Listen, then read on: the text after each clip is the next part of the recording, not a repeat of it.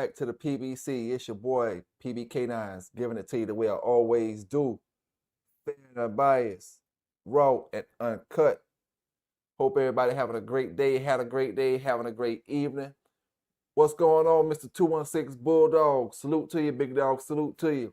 You know, you can hear me good, 216. You can hear me pretty good out there. We're going to talk about that termite stuff tonight. We're going to talk a little bit about breeding tonight. I'm going to give you a little bit of news as well. And we're going to speak about whatever y'all want to speak about when it comes to these American pitbull terriers across the country. You know, a little bit of news I got. A woman and her child was robbed in Atlanta a few days ago when it comes to a puppy.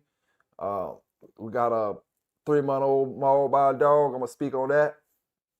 You know, we're going to get into it, man. And like I said, we're going to talk about this termite stuff when it comes to these termite dogs, you know. Now, while we're waiting on brothers and sisters to get up in here, Mr. 216, I'm going to speak about the Cane Corso. Can you hear me, 216? Let me know if you can hear me down in the chat.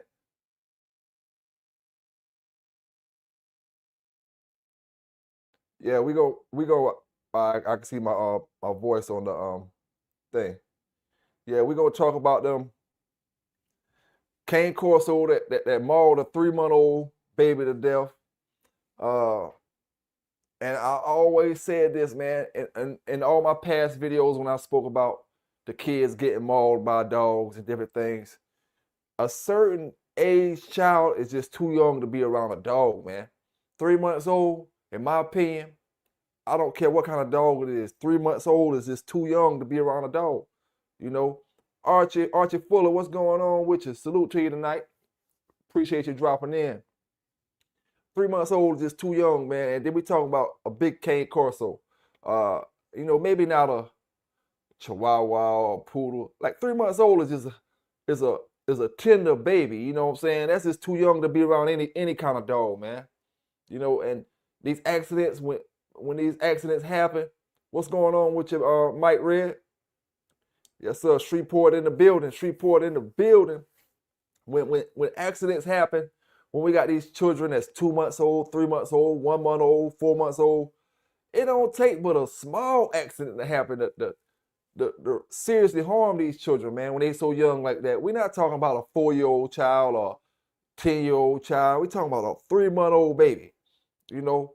So when they that small, man, I mean, I wouldn't have my child that young around no dog, especially not like, well, maybe I'm holding my child in my hand and a dog in the same room, but as far as me leaving the room and the child in there and the dog in there, that type of stuff, no, man, I can't do it. You know what I'm saying? I can't do it. You know, and only way I can see the 3-month-old being mauled down and killed by the Cane Corso is if they left them in the same room together. You know, I didn't see an actual news article about it, you know, but I seen the write-up about it because I ought to had the news article on this. They might be got it out by now, but the only way I can see that happening is if you left the baby in the room along with the dog. Because if you didn't leave the baby in the room along with the dog, did that mean the dog would have had to snatch the baby out your hands or attack the baby while you in the room with them? And then you can, well, I'm going to say it like this. The average woman, if a dog is attacking her newborn baby like that, she's going to put her life on the line to save that baby. You know, I don't see a woman not putting her life on the line when a dog is attacking that baby. And that's any animal, a human being, an animal, anything. You attack their babies, they're going all out, you know. So they had to leave the baby in the room with the dog alone. And that's it. Like I said, that's too young, man. And then the other situation, you know, we go to Atlanta. I got that actual article right here for you. An Atlanta park turned into a violent robbery and a terrifying moment for a mom and her 4-year-old. Investigators now say that multiple shots were fired and police are looking for the gunman. Atlanta News First reporter Mary Kate Hamilton is live for us at Rodney Cook Senior Park with this story. Mary Kate, this is quite disturbing. It is, and plenty of people have been here today at the park enjoying the weather, but just last night, violence, and investigators here trying to piece together exactly what happened, collecting evidence and bullet casings. But Here's everything we know so far from police and from the victim. It sounds like an innocent exchange, a woman coming to the park to buy a puppy, until Atlanta police say the exchange ended in gunfire. Shots fired at a car with a mother and her 4-year-old inside. My baby is in the car. Please. Yeah, it's traumatic, man, for a mother to experience that. It's sad, disturbing. According to Atlanta police, a woman came to Rodney Cook Senior Park for a planned sale of a puppy. Police say while the woman was holding the puppy, another man came to her window, snatched the dog, and ran off. The victim, who wished to remain anonymous, tells us that's when the seller became irate. Again, he parked on the opposite side of the street and he got out with a big old gun. He was like, why you give him my dog? And all this stuff. And I'm telling him, like, I don't know him. I don't know y'all. I don't know if them is your peoples. I don't know what's going on. So I don't know. Police say the man then fired multiple shots at her car. At the scene, you can see bullet holes in the front windshield and on the hood of the car. Drove over to my car and got out and shot my car up, I don't know, over 10 times with my baby in the car with the big rifle.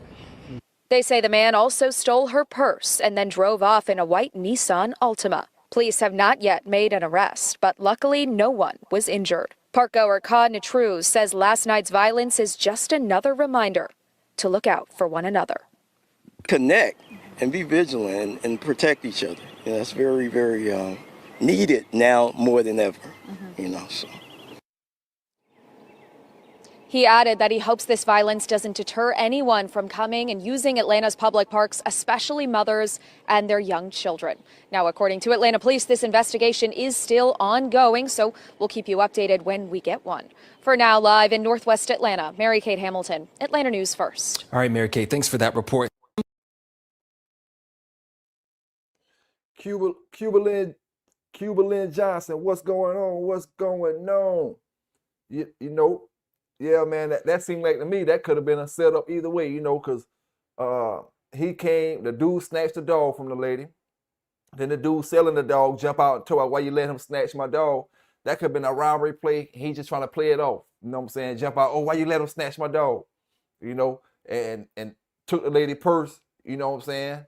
You shot up. Why you didn't shoot the dude that snatched the dog? If it's a robbery and you said why he snatched the dog, why you ain't jump out with your gun at the man who snatched the dog and trying to shoot him down? You shooting at the woman. So it's either a robbery, he thinks it's a robbery on the woman end, or it's a robbery on the man end. That they're just trying to play it off and rob the woman. You know what I'm saying? I don't know. I just tell brothers, you got to be careful out here when you buying these dogs from people these days. You don't know. These brothers out here showing these pedigrees on online pairs all the time. Yellow one, what's going on, big dog? They showing these pairs on Facebook and talking about where they got this and they got that, and man, they robbing you, taking your dog, taking your money, and in some instances they take people's lives over a damn dog. You know what I'm saying? Or a little bit of money. What if he stole that girl purse and she ain't had that much bread in it besides? I'm guessing he figured she got the money to buy a dog with it. You know what I'm saying? She got the money she's supposed to come to bring to buy the puppy with or whatever. So, it's crazy out here, man. You just got to be careful.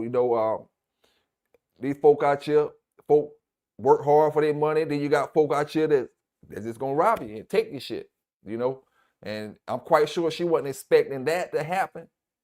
You know what I'm saying? Because she probably would have took somebody with her, like a man or something, to the situation if she was expecting that to happen. But hey, man, it is what it is, especially in these big cities like Atlanta. Now, when we get to talking about these, we're going to get to talking about this termite stuff. But the first thing I want to speak about is something that brothers was talking about on Facebook. What's the difference between line breeding and inbreeding? What's the difference between line breeding and inbreeding? And like I said, I'm about to give you my opinion on it. Inbreeding, I'm going to say it like this. Inbreeding is brother, daddy and daughter, brother and sister, mother to son. That's considered inbreeding. Now, the thing about line breeding is you don't really necessarily have to be in that same family. See, I can do line breeding by doing Mayday and Big John. Only thing making that different is the bolio stuff that's in Mayday. but it's still the same line. It's still the family of dogs coming off Grand Champion Yellow. I can go Mayday, Big John, and I can go with let's say, I'm just gonna use an example. The Rodney dog that we was talking about, Grand Champion Rodney. I can use Grand Champion Rodney, I can use Big John, and see, I can use Rodney and Big John more than I can use Mayday, because Mayday got a little out in him with the bolio. But the Rodney, that's straight Red Boy Jocko. The Big John, straight Red Boy Jocko. And then I go with the Toe Jam stuff that came off that Crossroad Toe Jam, which was straight Red Boy Jocko. Take them 3 families, even though there's 3 different families, but it's still in the same family off of Grand Champion Yellow. So that's going to be considered line breeding. And when you look in your pedigree, your 4 generations, you got dogs that's coming all off the same family, but from different families at the same time. I would consider the way Walkmore did their breeding throughout the days as inbreeding, but still line breeding at the same time, because, it's not brother and sister. It may be cousin to uncle, or 3rd or 4th cousin the breeding to each other, but they from the same family. It just depends, man. It's a very thin line when it comes to line breeding and inbreeding. Inbreeding can be, just mama to daughter, mama to son, daddy to daughter, brother and sister. But then after that, okay, if I breed daddy to the granddaughter, that might be still considered inbreeding. Daddy to great granddaughter. When does inbreeding turn to line breeding? All right, I'm still breeding the same, say I'm breeding the same stud. I breed Big John, or I breed my dog Fletcher to his great granddaughter. Is that considered still inbreeding, or is that considered line breeding? I'm gonna say it's both. Same line, and it's still inbreeding. Yeah, line breeding, like Archie said, is cousins. You taking cousins and family members and stuff, and even though it's not, Big John and Mayday is not in the same family, they come from the same family. They come from the same granddaddy, or the same great granddaddy, which would be Yellow. All the dogs off that stuff. Barracuda, he still kin to Big John. No matter how I want to look at it, it's from a whole different family, but Barracuda is Big John's nephew. You know what I'm saying? Because he's the son of Big John's brother. So that's Big John's nephew. So it's still going to be line breeding. You know what I'm saying? From the same family. Barracuda is Grand Champion Rodney, nephew. Luke Kane is Big John's nephew, and vice versa. The dogs over here are going to be Mayday's nephews and nieces and stuff like that. It just depends on how far down I am from Big John or whatever. So inbreeding, line breeding, inbreeding is going to be more of the, in my opinion, inbreeding is going to be more of the dogs coming directly off Mayday. If I'm breeding Mayday to his daughters, his great grands, his nieces, and stuff like that. And I'm talking about strictly off of his blood, not none of his brother's blood or none of that type of stuff, coming strictly off of him. And then you can't say, oh, Welcome Off stuff is inbred, because when they started their yard off, they had Little John and Big John, which was 2 half brothers, same mama, different daddies. But still Red Boy Jocko coming down off the Red Boy, the Yellow John stuff, and the Jocko stuff. So that's line bred. And when you start with Little John on one side and Big John, that's why you can rarely get, especially in today's time, you're not going to get a dog with nothing but Big John in it. You're not going to get a dog with nothing but Little John in it. It's going to have both of them in it, no matter how they bred. Whether it's how mine bred or how the next brother's on bred, it's going to have both dogs in it. So, they don't got dogs that just started off strictly off Big John. Maybe back when Big John was living, they had dogs like that. They didn't have nothing but Big John in it. But, as far as going down over the years, they're going to have both of them in it. So that's going to be line bred. And I was going to say inbreeding is like a couple breedings. You know what I'm saying? Once you start getting into the 4th generation and you got a whole 4 generations of breedings that you made, Shit, I mean, you can still be inbreeding off of them 4 generations. You know, like I said, great granddaughter, the great, the daddy or whatever. But it just line breeding is gonna be the cousins. It's like the brother said, basically. You know what I'm saying? The cousins, the uncles, the nephews, the nieces, and all that type of stuff. But you still in the same family. You know, like I guess if you want to say Jeep is Eli, right? Because a lot of brothers like to say he come down off the Bully Son stuff with Honey Bunch and all the rest of them dogs, or Bully Son is coming down off the Eli stuff. All right. So if you breed a Jeep dog to a Eli dog, is that still line bred? You know, because they still going back to the same sire, Eli. It definitely won't be inbred, but it can be line bred. It just depends on how you want to look at it. You know what I'm saying? It depends on how you want to look at it. The brother asked me what I think about breeding a mother to son, or how I feel about that. There's no difference than breeding father to daughter. You know, I'm with it. A lot of great dogs been made by breeding mother to son, father to daughter. You know, it's no different to me. If you got good dogs and you want to make that breeding happen, you make it happen. I'll do it. Mother to daughter, mother to son, mother to grandson, mother to great grandson. You know, it just depends on. And if you look back at the old school breeders, you'll see a lot of that stuff, especially around that 80s, in the 1980s era, right when Red Boy was around and Yellow John and all them was around, and a lot of them dogs from the 80s. You see a lot of that inbred stuff. Look at Yellow John's pedigree, and you see how Red Boy is up here, and Red Boy is in this part of the pedigree, and Red Boy is all through the whole pedigree. That's line bred stuff. Line bred or inbred, however you want to call it, I guess. Inbred, I would say inbred. Because at the end of the day, in Yellow John, the only common factor is Red Boy. So I guess that'll make him inbred. But if you got Yellow John and then you got, in order to make Yellow John, you would have had to have another Red Boy dog that was coming. No, I don't know. I have to look at. I'm gonna pull that pedigree up and we'll get back, talking about that. Let me look at that real quick. I got that Carolina Kennels Termite up here, but let me pull up Yellow John real quick. Or let me pull up Termite. All right. Now when we're looking at Termite right here, we see Termites coming down off Dangerous Dan, which is coming down off Jocko. Sassy Lady Meat, Lady Sassy Meat. All right. On the bottom side, we see Jocko. And we see Jocko again. We see in the third generation, we see on the bottom side, we got a half brother and sister bred to each other to get Chavis Bucky and Chavis Margaret. All right.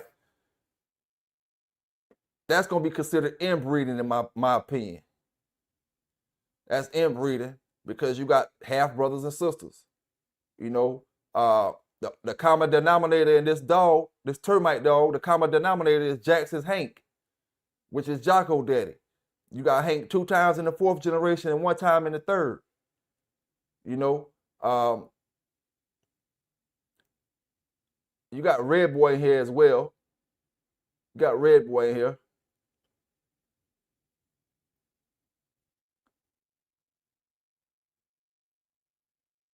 So now it just depends on which dog you're looking at too as well.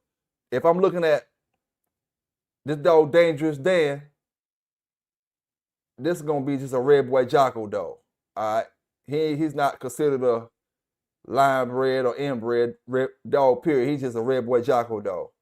Now when you're looking at Termite, what would he be considered when he got Red Boy in the 4th generation and he's got the Hank dog in the 4th, and Jocko in it 3 times in the Jocko in it 2 times in the 3rd, 1 time in the 2nd. So Dangerous Dan is Jocko's son, bred to Bucky and Margaret's daughter, which was Delilah.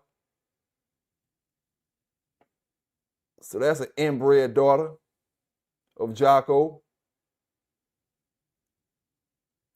Well, she's actually an inbred granddaughter of Jocko, bred back to a son of Jocko. So in my opinion, that's inbreeding.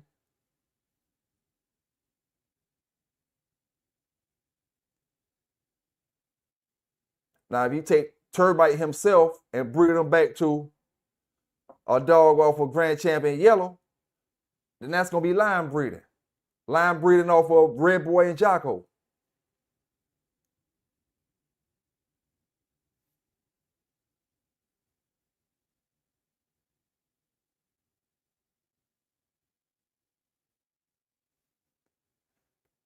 And let me look at this right here.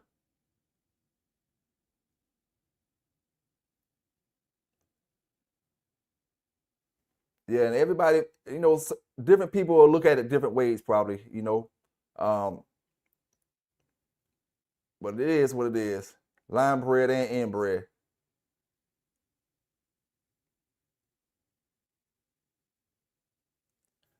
But the word line bred, a lot of people, they may call this dog right here a termite or inbred dog. A line bred dog, when you're really going out, like distances, Mayday, Big John, they got their own families. You know what I'm saying? Big John got his own family of dogs. Mayday Mike got his own family of dogs. Like I was speaking about, Termite got his own family of dogs. Grand Champion Rodney got his own family of dogs. And then we take a dog that got all that stuff in it and breed it back together. It's still line bred. It's not scattered bred. Even though it's 4 different dogs, they all coming from the same family.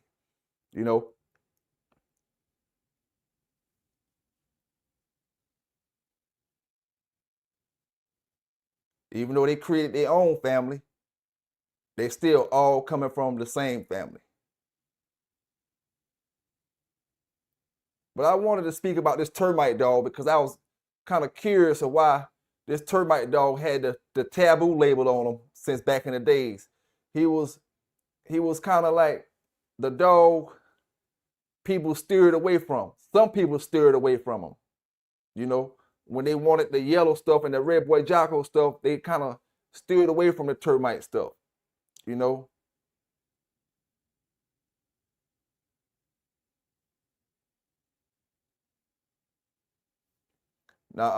Anthro Bulldogology, what's going on? What's going on? Anthro say the termite stuff kind of favored the Andy stuff. That must be coming down off the Lonzo's Jr., which is Andy's son. Yep. That's where that look come from with termite. Now that's when you know a dog with strong genes, see, as well. This dog is in the 5th generation or 6th generation. Let me see this. This the 5th compared to where we was at. Yeah, that's the 5th.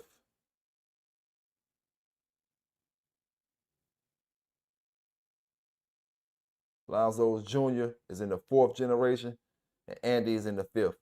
All right, yeah. Now we got Andy in the 5th, and you got all these Jocko dogs and Red Boy dogs in between there.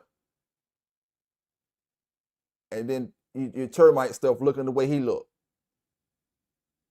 And it's just like the brother said just now. The dog looked more like the Andy stuff. And it's not even well, it got Sassy Mead on the bottom as well. Sassy Mead on the bottom and Sassy Mead at the top. Sassy Mead is Dangerous Dan's mother. Sassy Mead is also Chavis Margaret's mother.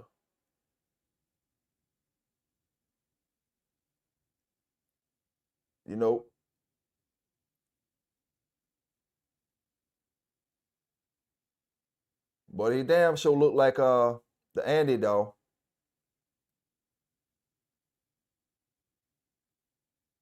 Definitely looks like the Andy dog. But why this dog is, because I know a brother that said he bred to him, and this is one thing I'm going to say as well. just because you get a bad litter off of a breeding with a dog, don't mean that dog ain't producing. Don't mean that dog is not a hellified producer or he not good or whatever. It might be just didn't click with that particular female that y'all try to breed with. And like I always say, it's not 100% on the male. You got 50% from the male and 50% from the female. You know, if the female is a bad producer, she can be a bad producer just like the male can be a bad producer. You know, you can't make a puppy without a female and a male. You need both of them. So your male can be, he can be a producer like Mayday, a producer like Grand Champion Yellow, a producer like any other dog. But if the female got her little 50% in there, she could tone all that shit down. The way you getting from, oh, these bulldogs is ranked at 100. Now, after you breed with this female, they rank that 60, you know, down to 60. Just because they taking some of her genetics and stuff and adding it to the offspring. You know, we can't forget about them females. We always want to put everything on the male. Everything on, oh, he ain't producing. But you forget about that female that you bred to. Was that female producing? How many champions she made since you made that breeding that you said was bad? You know, oh, I bred to this certain dog and I ain't getting no good puppies off of it. But when you bred to dogs after that, how many rum dogs and champion dogs you made and grand champions you made off the litters after him or before him? Off the same bitch. You know? So that bitch play a big part in that situation, man. Big part in that situation. You know, Vance, what's going on? What's going on? Yes, sir, man. Yeah, man, I'm just talking about this termite stuff tonight, and I got a couple more dogs I'm gonna talk about as well. But I'm just wondering why the termite dog, is it the color? He was Red Boy Jocko, but he was a black dog. You know, what made him taboo to where he kind of got shunned a little bit compared to the other Red Boy Jocko dogs? Is it the fact that maybe Carolina Kennels kept a lot of private stock? Maybe they didn't breed them as much as a lot of the other dogs was bred? I always say it, man. Brothers that say, oh, this private stock. 20 years down the line, they are the ones that suffer from that. You know, you ain't making nobody suffer from private stock outside of yourself when it comes to the stories and was these dogs great producers and why these dogs didn't breed with this or why these dogs didn't breed with that. Because he was keeping private stock. He wanted his sauce to stay on his yard. He wasn't big on selling. You know, so shit, when 15 years down the line, 20 years down the line, when we talking about these stories and wondering why, oh, termite didn't breed with this or these dogs didn't breed with these dogs. Hey, everybody have their own situation. We can't say that about Mayday, I tell you that. We can't say that about Mayday and we can't say that about Frisco. Between both of them dogs together, they got over 50 pages of breedings.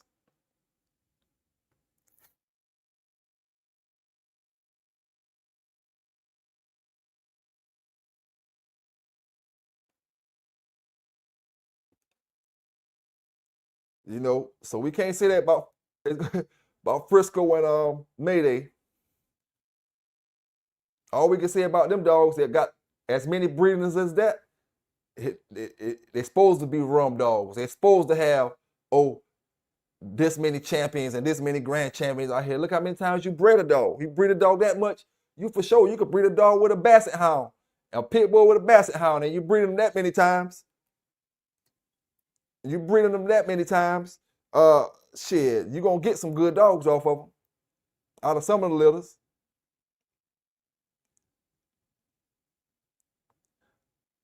But when you look at how termites bred, man, he's heavy Jocko. I want to say he got more Jocko in him than he got Red Boy. Well, then, no, I'm gonna look at it from the third generation. All right, that's the Jocko litter. Jocko bred to Red Boy, and that Lonzo's dog in the bottom side of Black Beauty right here. So, Lady Sassy Me, she's a Red Boy Lonzo dog. Bred to Jocko. Then you got Red Boy. Termite is, you could probably call Termite about a 50-50. Let me look down in the stats and see what come up for him as far as Red Boy. They got him a 50% Jocko and 50% Dangerous Dan and 50% Stings Delilah. Now, if he 50% Dangerous Dan is 50% Jocko himself. With about a quarter of Red Boy in him. And then that Lonzo stuff on the other quarter.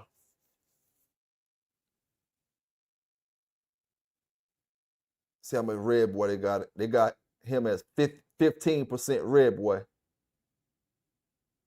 In actuality, I think Termite got more Red Boy in him than they claiming. They say he only got 15%. But when you look at the dogs, like I said before, Dangerous Dan himself come off of Jocko. Delilah come off of Jocko. No, Delilah come off of Bucky, which come off of Jocko. Bucky and Margaret, both of them come off of Jocko. So sometimes these little stats, they be a little off sometimes, man.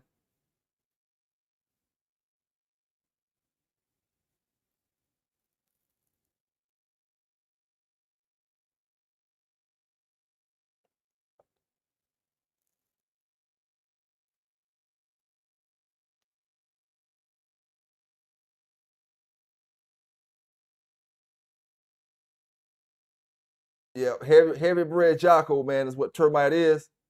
Now check this out, right? We see that Lonzo's Andy dog is in the 5th generation, and we can see Termite looking like him. So we know them genes strong no matter how many times the dog in it. From Termite to Lonzo's Andy, his genes strong in him. Now, when we look at these Termite dogs in modern day time, and we go back, say 5 generations off of Termite, and Termite is in the 5th generation, they don't look like Termite. You know, I'm not saying all of them don't, because brothers got black Termite dogs out there, black brindle Termite dogs, you know, scattered across the country. Some of these Termite dogs is red colors, buckskin colors, brown with black mask colors. You know what I'm saying? You know, and you kind of getting away from the actual look of the dog. You know, but it got it, as far as the paper said they got it in the blood. But if Termite picking up genes from the 5th generation, and he looked like the dog Lonzo's Andy from the 5th generation, and I'm quite sure the Termite genes were strong. You know, his offspring. Look at Gabriel.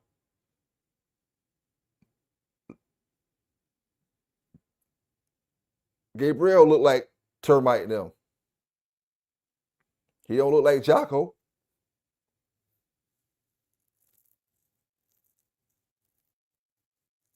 But Gabriel got some more, I want to say this is Red Boy in him. Gabriel got more Red Boy in him than Termite got in him. Red Boy and the Medlins dogs. And a lot of brothers I like to act like Medlins Outlaw and Red Boy. They like to say them brothers, but we all know that them dogs is not brothers. You know what I'm saying? Because we know Red Boy pedigree ain't right. So and pedigree wise, they might look like they can. For the write-up that they put up there, they might look like they can. But in reality, Red Boy and Medlins Outlaw is no kin. At least they're not brothers. You know?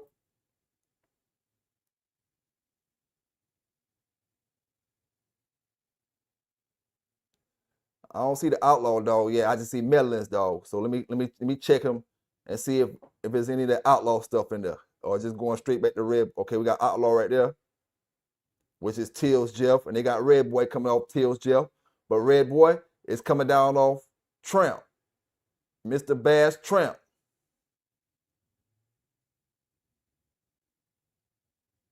instead of Tills Jeff. But they got him down as Tills Jeff, so that's what we got to go by. So let me see some more of these meddling dogs, see if they're coming down off outlaw. Outlaw again right there.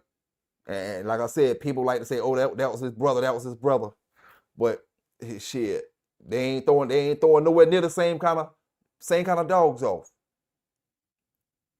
You get a pure meddling outlaw dog right now in today's time with nothing but meddling outlaw from the top to the bottom. You're gonna get a totally different dog than you're gonna get from Red Boy from top to the bottom.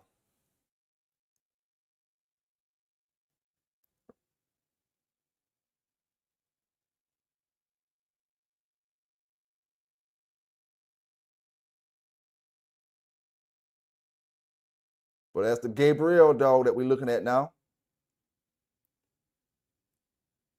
Now we go to his offspring, which is Bucket Red, and we're going to some red color dogs. That's because that's coming down off your Hunter Red and your Pit Stop Red. So now the red nose starting to come and take over.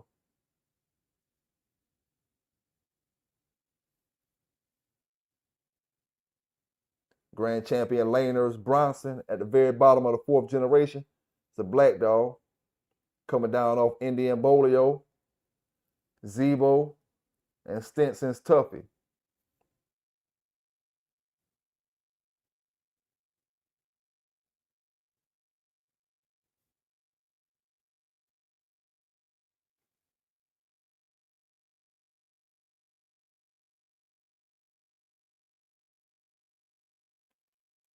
I want to send a big shout out to Boss Man Gold, man. We missing you, dog. You got to come on back up in here, big dog.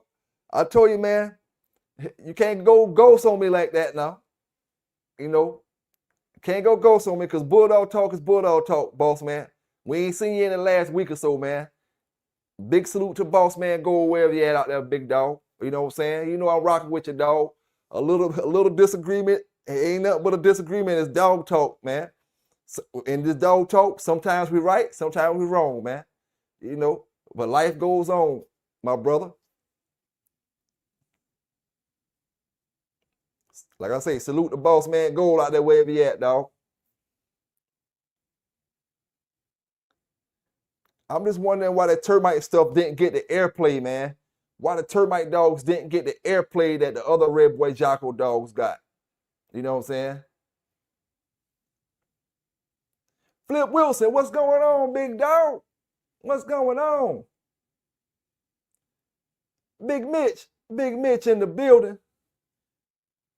I'm gonna put that link down in the bottom in case anybody want to come up and talk about why the termite dog, or what was he producing, and was he producing as good as the other Red Boy Jocko dogs? Or what was the problem, and why you think the termite stuff just didn't. And I'm not saying brothers didn't have good termite dogs, because I know brothers around my way that had good termite dogs. The brother, my folk that had the Attilia dog was good termite stuff. A lot of people had good termite dogs, but they just wasn't out there as much as the other Red Boy Jocko stuff. You know? And I want to say this too, because we was talking about breeding and different things. You know, when it come to matter of fact, I don't want to get off subject, but the brother said, what made Grand Champion Yellow a legendary dog? You know, what made him a legendary dog was what he asked. And the brother responded to him in his comments. He said he was a producer of producers, you know, and that's a correct answer.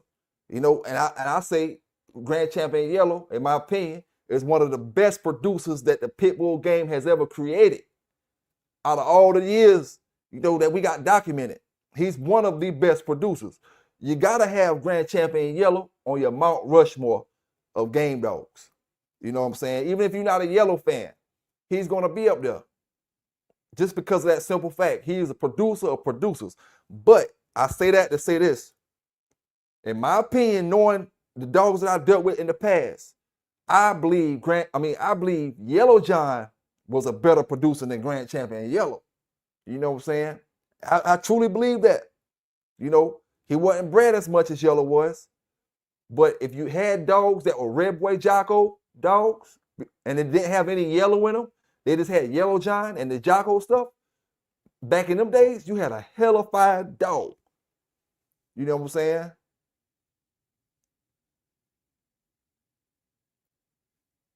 Brother Mitch said he seen a bunch of them go and match into a bunch of other stuff, and there was good ones and bad ones. And that's about with any line of dog you got out there, man. You're going to have good ones and you're going to have bad ones. You know what I'm saying? I think now, if Grand Champion Yellow would have came out right now in today's time with the Bulldogs that you got in today's time, I don't think he would have been as popular as he was back then. Back then, you had real bulldogging going on, and the law, like I said, the laws weren't the same. A lot of things weren't the same as how they are now. You know what I'm saying?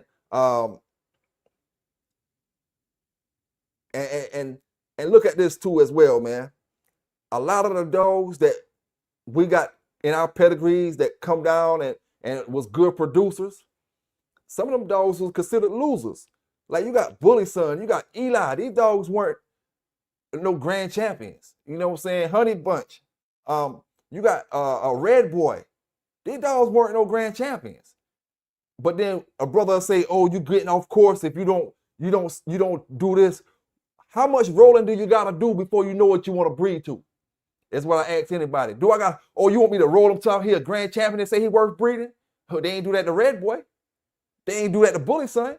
They ain't do that to Eli. But the whole fucking country got Eli dogs. But he was worth breeding to. But you can't have one with the same credentials as Eli got and your dog not worth breeding to, because you only seen a little OTC in him. You seen one OTC in him, and he looked pretty good in the OTC. You never took him out there to get a certified show, and you let somebody tell you your dog not good enough to breed to. You know what I'm saying? But yet, Eli was a fucking damn a loser. Him or Bully Son won. And it was like a one-time winner, or maybe what, two-time winner?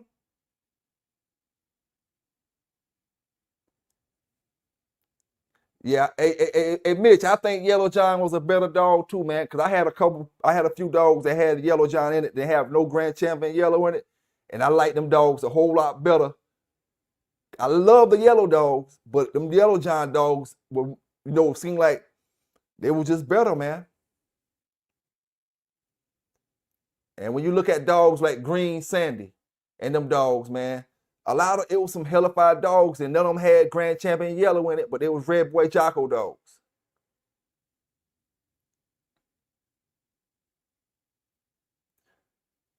And I'll be reposting that interview me and you did, Mitch, as well, over the next couple of days, the next week or so, because I'm taking all the old interviews and I'm putting them where brothers can find them, and they're easy to find, you know what I'm saying? And they'll be on one page. I still got interviews that's in the members section of this page right here. I still got interviews that's in the members section. And I thought I switched it, but maybe I didn't. So it's taking me a little time to find them all. But I got a bunch more of them jokers, man. Bunch more of them. Salute the Brick Soldier Kennels out there, man. Interviews with Brick Soldier. Interviews. I ain't gonna lie, boy. Me, J-Bo, Pro, and YB got a bunch of damn lives and interviews and different things. You know what I'm saying? We got a bunch of them. I maybe had put one of them up there already. But we got a bunch of them, man. Salute to the brother YB out there, man, with that hellified line. Like I said, he got his own family of Mayday dogs. That's one brother that I know that was breeding them, that family of dogs, and he breed them the line breeding them the way he want,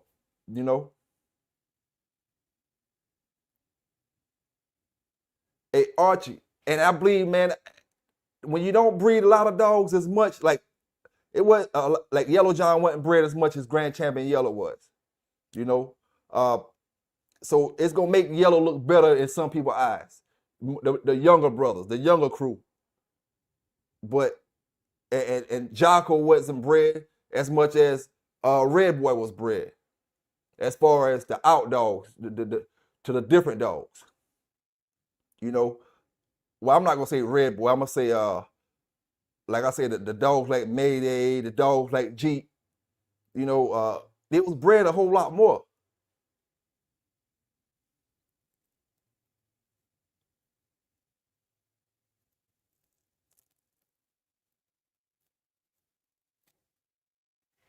Yellow John,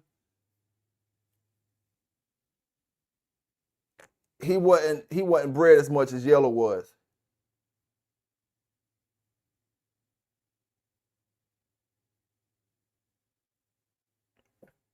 Mitch say one of the worst breeders he seen off termite was him, the Sheba. Now you would think that would have been a hellified breeder, Mitch. You would have think that would have been a hellified breeder, termite bred a Cottonham Sheba. Sometimes things just don't click though.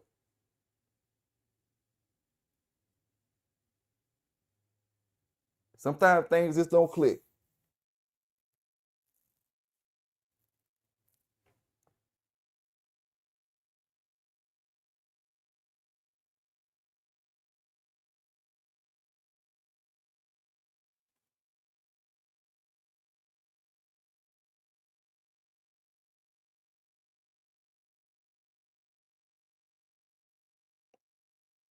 Lady Sassy Me, Dangerous Dan. Let me go to Dangerous Dan real quick.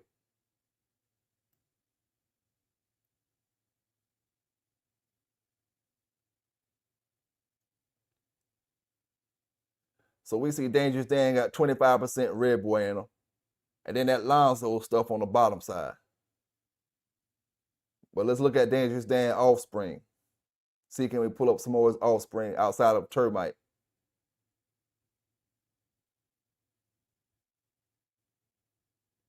I'm just gonna pull up the silver dog. Carolina Kennels Silver.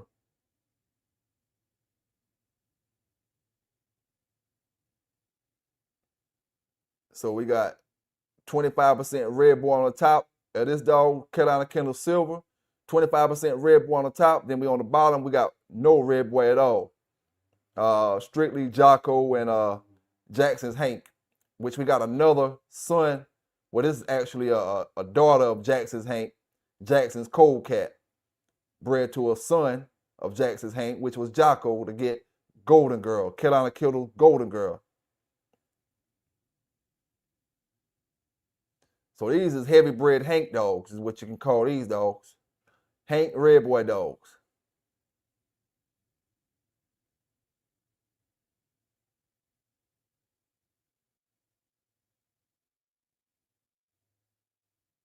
I'm quite sure Mr. Chavez was calling his Jocko stuff the Hank dogs.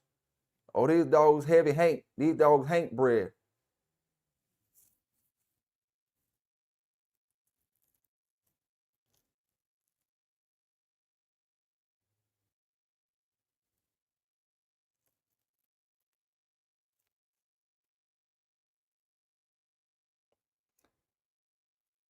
But that's why I'm back to this subject where I say red boy is going to be considered, in my opinion, red boy line of dogs coming down off red boy himself is going to be the golden art when it comes to breeding and when it comes to the top families in the American Pit Bull Terrier game. You know, and I'm only counting down from red boy, breeder, Yellow John, breeder, Grand Champion Yellow, breeder. Then from Grand Champion Yellow, you got all his sons that was hellified breeders. Whether they was bred a lot or a little bit, they was hellified dogs. Grand Champion Yellow sons. From Rodney to the Mayday, the Big John, to Hardcore's Bozak, to like all them dogs. You know, AAA. You know, it just go a lot of different directions from Grand Champion Yellow. And then they produce more producers, and then they produce more producers. It's like that producing gene is in them dogs. Coming down off red boy with that Yellow John shit, which was a inbreded dog. Or line bred, however you want to call it. Let me go back to Yellow John real quick.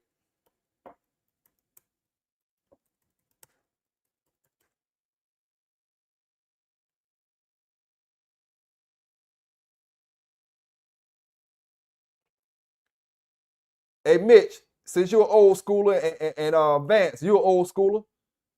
What did y'all consider Yellow John, a line bred dog or inbred? And what's the difference if you could type it in the chat or you could come up and talk about it? What's the difference between line bred and inbred?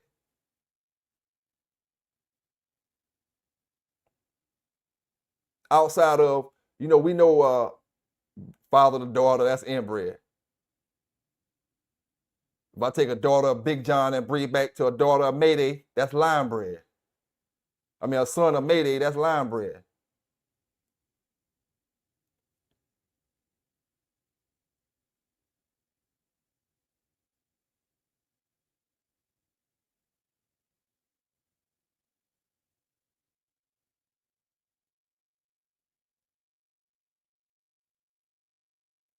All right, so you consider that dog, that Yellow John dog, inbred?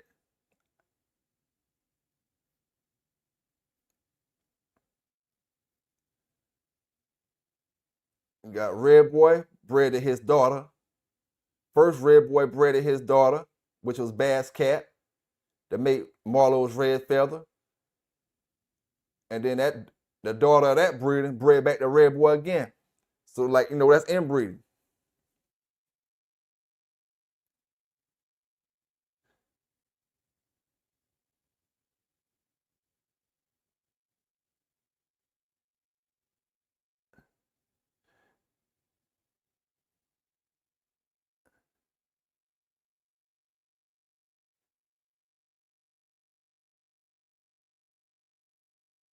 Yep.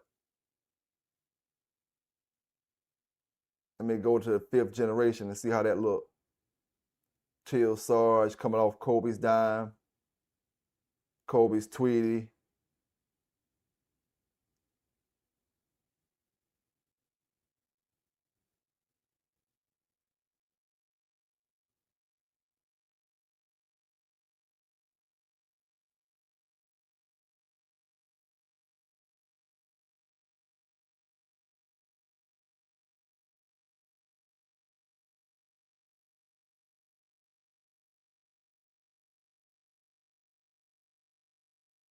Yeah. Yes, sir. You have a good night, Mitch. If you about to roll out. Appreciate you dropping in, man. Appreciate you dropping in. Oh, something else I wanted to speak about too as well, man. I seen brothers trying to discredit Kobe's picture because he's from way back in the days. They trying to discredit his wins because it said 24 win or 24-time winner. So they trying to discredit his wins, saying that he probably was rolling against Rottweilers and German Shepherds and all kind of shit. I think that's kind of unfair, man. I think that's kind of unfair. I'm not gonna say he had 24 contracted matches, but it's totally possible, man. It was possible in my days to have a dog that won 24 times.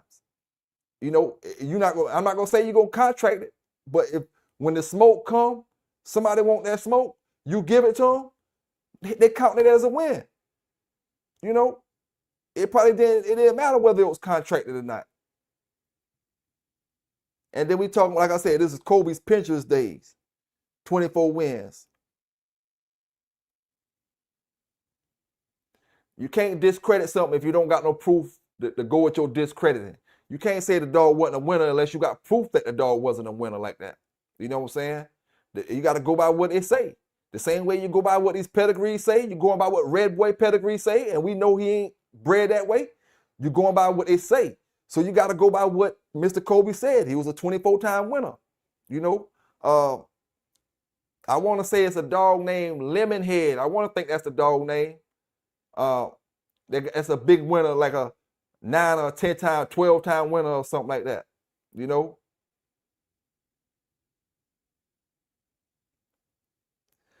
Now Vance say it's a dog with 24 wins gonna take a lot of damage, and it's hard to do. And I agree with you with that. But at the same time, you got some of these brothers that said and got up on these platforms that say, and they wrote in these books, these sport dog journals that said Some of these dogs is grand champions, and out of all 5 shows, they don't equal up to 30 minutes. So what if you got that type of situation? You got dogs that's not even lasting 3 or 4 minutes. Because we all know every dog man ain't the same. Every dog man don't take care of his dog the same. Because your dog ain't well taken care of when you bring him to the show, I ain't gonna discredit my win and say, oh, my dog, didn't kick ass. He kicked ass, you just didn't come ready for the ass kicking. You didn't come ready to kick my ass. You just came, thought your dog was gonna win, and you ain't take care of him. You didn't worm him right. He ain't eating right, but you bringing him want to fight him.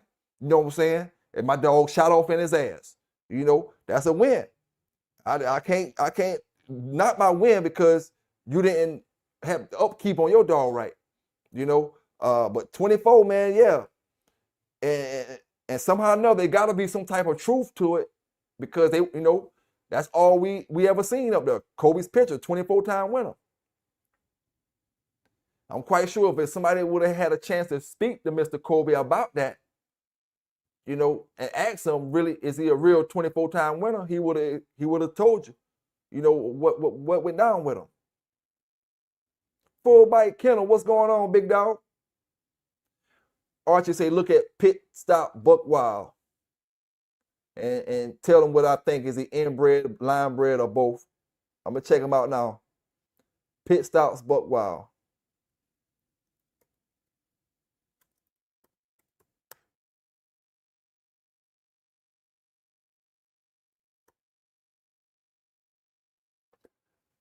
Boom, boom, boom, boom, boom. Pit Stop Buck Wild is coming off of the Yankee Boys Mechanic, which is a WCC Rocky dog, and Garner's Ronnie, which is coming off of the Snake dog. All right, we got Jeep, Garrett Shorty. We got Jeep is the father of Garrett's Honey Bunch. All right. So let's see here. We got Jeep in the 3rd generation, which is Rocky Daddy. And this the thing, bro. You can say different things it depends on which dog you coming from. Or which dog you saying, oh, he's line bred Jeep, or he's line bred Finley Bow, or he's inbred Jeep. It just depends on which dog you looking at, or inbred Honey Bunch, or because all right, we got Honey Bunch in the 4th. That's the Crenshaw's Missy stuff. The Jeep, Honey Bunch in the 4th of Jeep mother. Honey Bunch again. Jeep bred his daughter, that's inbreeding. Jeep bred to Otis' daughter. And Otis is coming down off the Gunner dog. All right. Finley Bow. I'm gonna say this right here gonna be considered inbreeding as well, because you're not really the only thing that you really coming down off of. Is the Honey Bunch. Everything got the Honey Bunch and the Finley Bow in common.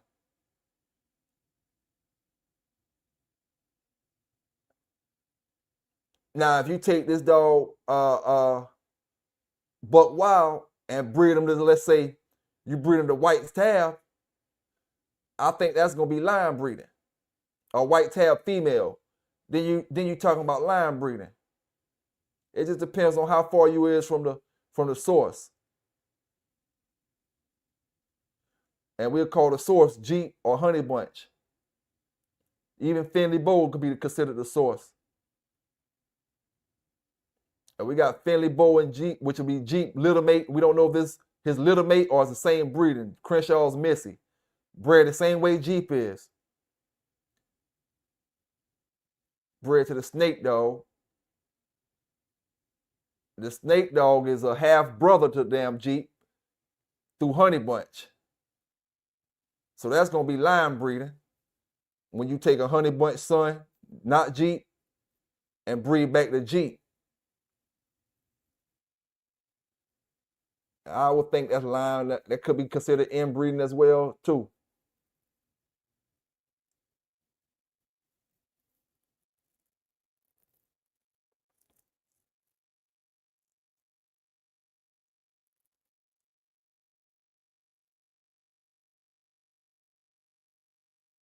See, you got several different oldest dogs that's bred right here to Jeep, and all of them got the same thing in common: Honey Bunch.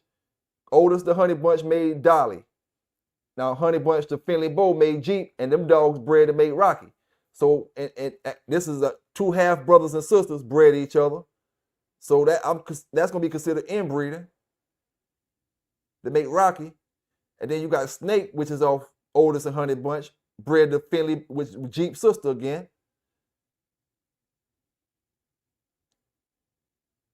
So that's gonna be probably considered inbreeding.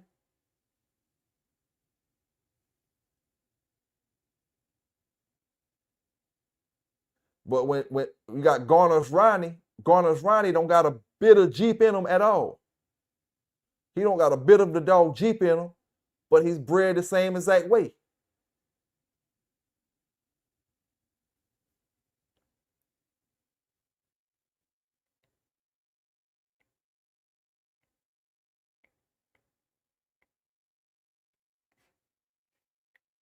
So Buck Wild, I would say Buck Wild probably a line bred off Honey Bunch.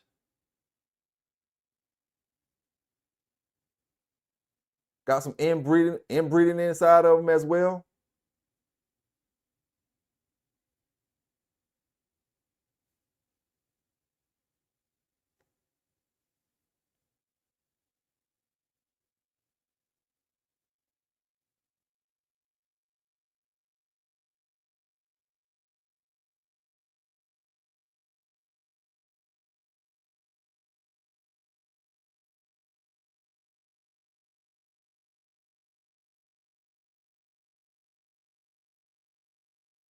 Balls Deep, what's going on? What's going on? Balls Deep say, Vance, what's your thoughts? If it was 24 wasn't common to go into all breeds in that era? Or was it just bulldogs even back then? Now, I ain't old enough to be from that, and you asked Vance that question. But when that Colby's Pincher dog was around, I'm quite sure that was in the I would probably say the 60s at least, maybe the 70s, at least the 60s, could have been before that.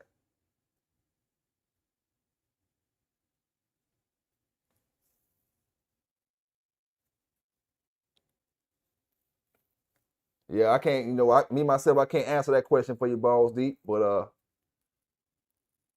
like I said, all we can go by is what they got down there, man. And one thing about it, Mr. Colby is a dog man that we feel like has a lot of credentials. He's a well-known dog man, and he's a dog man that most dog men respect. So if he says his dog 124, if you had a chance to interview him, would you ask him that? Or would you just, try to be on the ease with him and just, see what he think about certain things? Would you ask him, was Pitcher really a 24-time winner to strictly bulldogs? No German Shepherds, no Rottweilers, no big-ass Huskies and none of that other stuff?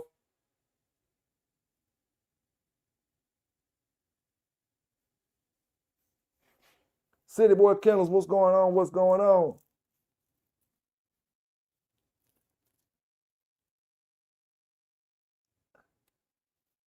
Oh, and I got one more other thing to touch up on too. I'm going back and forth on different topics as well. Legion Fury, what's going on? What's going on with you tonight, big dog? The brother was saying, is Crenshaw telling the truth? Especially I'm talking about this Crenshaw dog. Is Crenshaw telling the truth? Did Mr. Carver falsify the pairs the way that people said? And if so, a lot of people pairs that got that Carver stuff in it, it ain't really right. Did Mr. Carver falsify the pairs like people say? Now, I'm going to agree with what they say Mr. Crenshaw said. The reason I'm going to agree with that, because Mr. Crenshaw is not the only one that said it. Mr. Don Mayfield went on record and said it. On the video, when you look at his videos, he said it as well, that Mr. Carver did his little fair share of paper wiggling. Now, one thing I'm going to stick up for Mr. Carver and say, everybody did that once you catch them in their shit. A lot of brothers did it. It just ain't been. They didn't have nobody to tell on them that they did it. You know what I'm saying? You know, Mr. Mayfield knew these particular dog men. If it wasn't for Mr. Mayfield or if it wasn't for Mr. Crenshaw, who else would have been out there to say that Mr. Carver was falsifying papers? You know, you gotta have, you know, once people bring them out of the closet, you know, you start hearing. You know, look at Mr. Pat Patrick. He told us he falsified Indian Bolio's papers, Bolio papers. He told us that, but he didn't tell us about the ones he did that he falsified and he didn't tell us. Like they say, he had them black Eli dogs and some good ones at the time, and he just went all Bolio. 5 or 10 years later, now he got all Bolio dogs, and he got black Bolio dogs. He didn't tell us about everything. He just told us what he wanted us to know about Bolio and Little Taylor. You know what I'm saying? It's a lot of stuff that these brothers keeping to themselves. That they made these breeders and they made this stuff with these falsified papers with.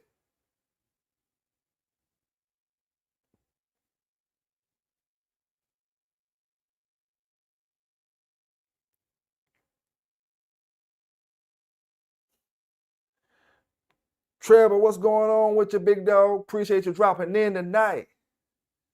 Trevor said, if you hang papers, probably stolen dogs. I agree with you with that.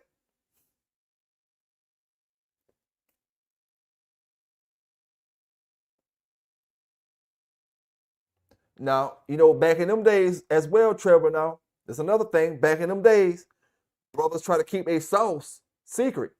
They want to keep their sauce. Oh, this is my secret sauce. You know, and people weren't big on papers the way they big on papers now. Even in my days, they weren't big on papers like that. You want your papers and you want to know what your dog came off of, but we weren't paper fanatics the way these brothers paper fanatics in today's time. You know, so if you go back, say the 80s, and then you go back to the 70s, shit, I can imagine in the 70s, brothers gave you a write-up in the 80s and the 90s. Some places brothers gave you a write-up, writing that shit with their paper, with their pencils. You know what I'm saying? So if you go back to the 70s and the 60s, shit, that's the years we talking about Mr. Carver and them going back to them years. You know, 70s and the 60s and stuff. And brothers, they want you to know what they got. You might breed and think you got this, but you don't got it because I lied to you. And I got the best dogs because I want to be the one winning over here and different things. You know? Archie say Mr. Mike Wilder wrote his shit up. Yeah, man, write-up it wasn't odd to get a write-up.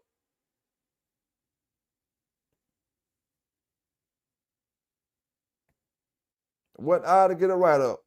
So I'm gonna have to say I believe Mr. Crenshaw and I believe Mr. Crenshaw and Mr. Mayfield because more than one person is saying that he was falsifying dogs. You know, would Mr. Mayfield say that if Mr. Carver was standing in front of him? I don't know. You know, I don't know.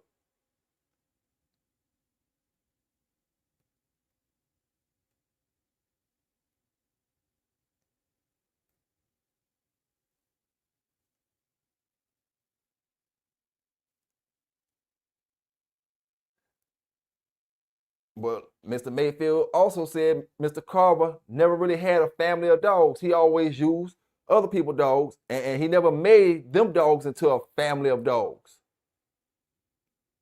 When you see Carver dogs, a brother who really don't know, you'll think you got a family of dogs because of the name that's on it and say Carver. But when you go back in the pedigree, those dogs all coming off different damn dogs. He didn't just sit down and take time to make a family and build a family.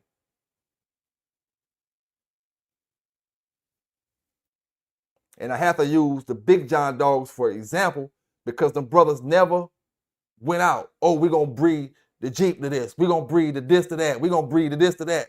They went out time to time, but what I'm saying is they stayed to the course. They stayed to the same two dogs, the Little John and the Big John.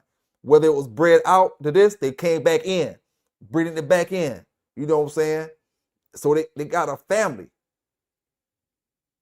When you look 30 years later, you look at my pedigrees, the ones I got off of them, you look and you go back 30 or 40 years, they all going back to the same dogs.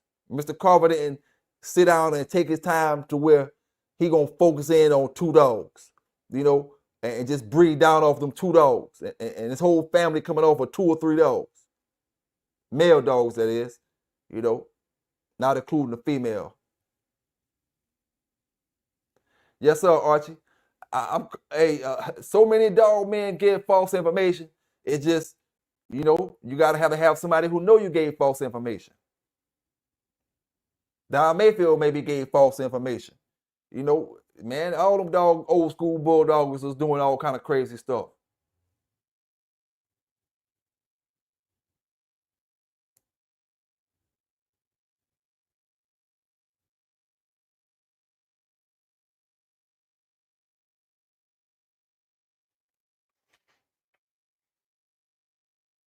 But balls deep, there's another thing you got to look at now. The further you come into modern day time, the smaller these dogs' records get compared to the dogs back in the days. You see, I ain't talking about going way back to picture days. You see way more grand champions back in them days than you see in modern day time. You know, you don't see as many champions and grand champions as you did back in the damn 90s. Even if you ain't got the damn laws. I'm talking about everybody not getting busted in the box. Where the hell the grand champions and the champions at? That's why I tell brothers, all that damn rolling y'all claim y'all doing in modern day time, you ain't got no damn champions and grand champions to speak for it compared to the champions and grand champions from the 90s. Whole boatload of them shits was out back then.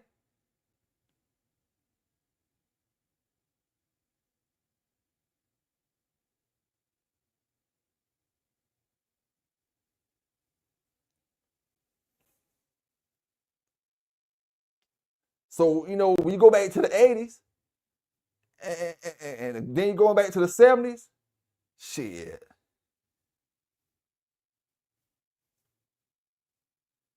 I tell you what, Balls Deep, that'll be a good question to ask. That'd be a good question to ask somebody like Mr. Richard Stratton. You know, some of the older brothers that's pushing. I even asked Brother Buffalo Soldier, some of the older brothers that's pushing 80 and 90 years old.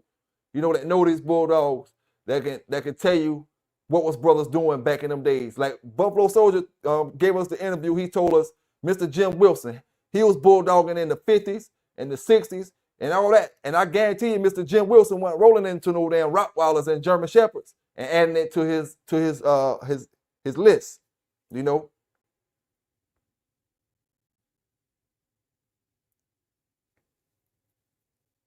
Now I can't say that Kobe's picture didn't do that, you know, but it's not impossible, man. It's not impossible. You got a dog that these brothers say got 5 matches in 30 minutes. Is all that took to do all 5 matches combined? 30 minutes. That dog ain't got no wear and tear on him. That dog ain't got no miles on him. 30 minutes. I did all 5 of these dogs in 30 minutes combined. That dog ain't got no miles on it at all. She's still like a fresh damn dog. Or he's still like a fresh dog. Unless he broke a tooth out or something. You know? A dog that got 5 shows off in 30 minutes. There's no way he can't be a 10-time winner by the end of the damn year. Get 5 more in. That dog rolling like Mike Tyson and was fighting back when they was boxing. 5 or 6 shows a year. Contracted shows. You know? Now, let me ask you this, while we got a lot of the old school brothers in the chat. This ain't contracted, but it's an OTC. Vance, me and you do an OTC. But it ain't no bullshit. It ain't no bullshit. You got one of your good dogs. I got one of my good dogs. And we do an OTC. Am I not supposed to count that as a win? Because we're not contracted? Just say this, Vance, right? Just say this right here, right? Say I take my dog Bo, and you take 357 or Sonny Boy. And then we don't do a contract, but we talking shit to each other out there, hanging out in the bullshit. Go get that shit, Vance. Go get that motherfucker, Vance. Now you come back with Sonny Boy, and I kick his ass, I'm not supposed to count that as a win because we didn't do contract. So, I don't know, man. I know you're not really supposed to count it as a win, but will it get counted as a win? If I beat 357 because me and you out there kicking the shit and we out there drinking beers and we talking shit, or you beat my dog, I tell you to go get 357 and you kick my ass. The only way you might not consider him a win if 357 beat me, if my dog not known. If I got a well-known dog and I tell you to go get 357 and I got a well-known dog, let's say I got Termite my dog. Go get 357. You go get him and 357 bust my ass. That's going to be a win for you. I'm not saying that you is guaranteed to say that's a win, but you won't talk about it if my dog is a nobody. But if I got a dog that made a name for himself and you kick my ass, shit. Oh yeah, the rules say it got to be a keep, a situation at that, like that. But I can guarantee you, I'm almost certain, dog, that a lot of these dogs that we high on, like they say Barracuda, a lot of his shows wasn't damn contracted. He's a 9-time winner. They say a lot of his shows wasn't contracted. But I ain't talking about him. I guarantee you, out of all the dogs, these famous dogs that we know from the 80s on up to the 90s, some of them dog wins wasn't contracted.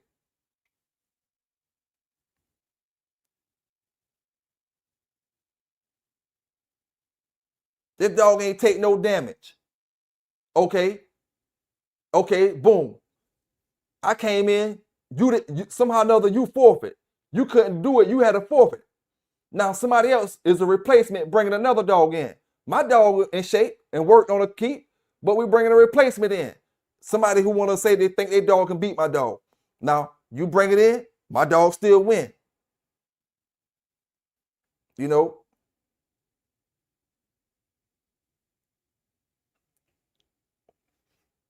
Oh yeah, hey Vance, I agree with you on that too, dog. But you say you never do unless it's an official match, never OTC. But there's a lot of bulldoggers out there who felt high on their dogs and felt like it didn't matter if they worked them out or conditioned them or not. He gonna kick the other person's dog ass. So I'm going to get him. I'll be back with him by the end of the week. It depends on if they had to go out of town or not, or something like that. If they had to come from out of town.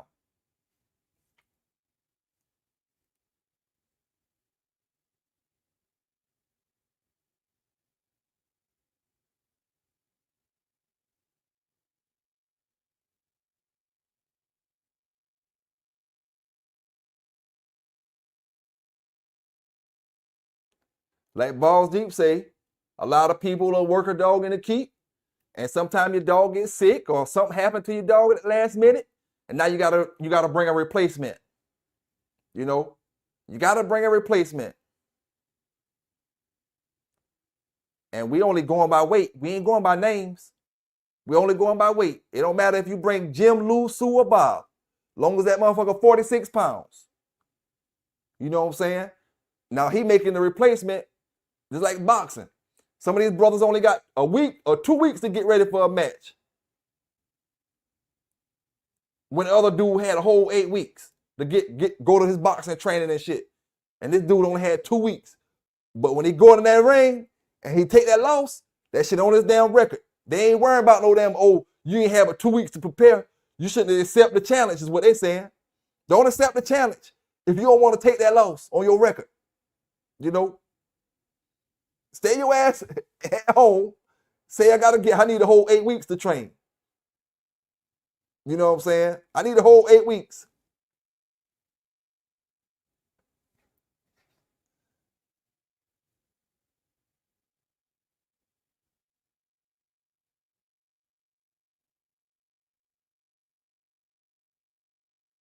And I ain't gonna lie to you, Vance. When you got a big name or something, you don't even want to lose an OTC against. You don't even want to lose a schooling against some of these brothers out here across the country. when you got a certain kind of name. You lose a damn schooling that you know you was going to school and you ain't lost it. Your dog just look bad in the schooling compared to the other dog. Oh, I beat Vance. I beat Vance. I beat Vance. They ain't telling you that you and Vance were just schooling dogs out. You got some people out there like that, man. You don't even want to lose a schooling against these motherfuckers. Because they going to be bragging about it. Oh, my dog was about to kill him. He picked it up. And this, yeah, there was a schooling. We were only doing 5-10 minutes. You ain't telling them the real story. But you got them kind of folk out there. You know?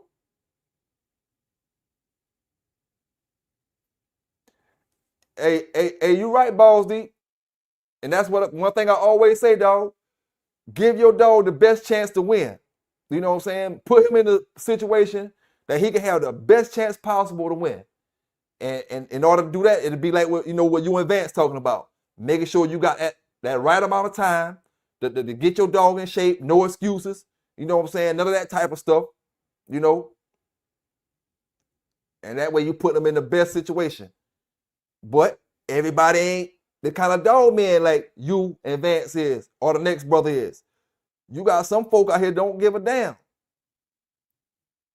And they gonna come to the table with that, oh, I got 10 G's. It's OTC, off the chain, and he putting a whole hell of a lot of money on it. And he don't even care that you got a whole 8 weeks to work your dog. He feel like his dog gonna win regardless. Get out there and get his ass whipped. Then he start crying. Oh, I ain't get a chance to work my dog. I ain't get to. He fresh and this man, shit. Should have left him at home then.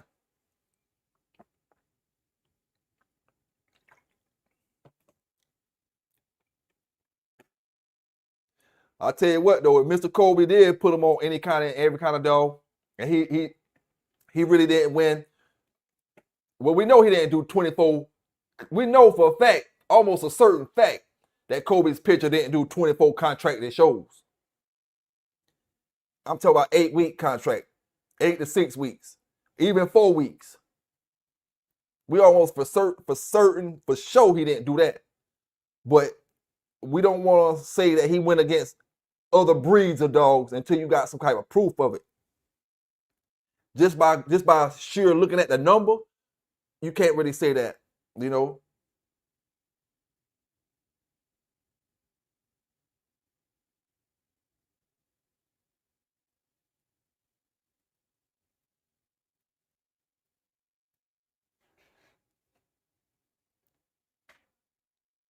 Now when you got that dog,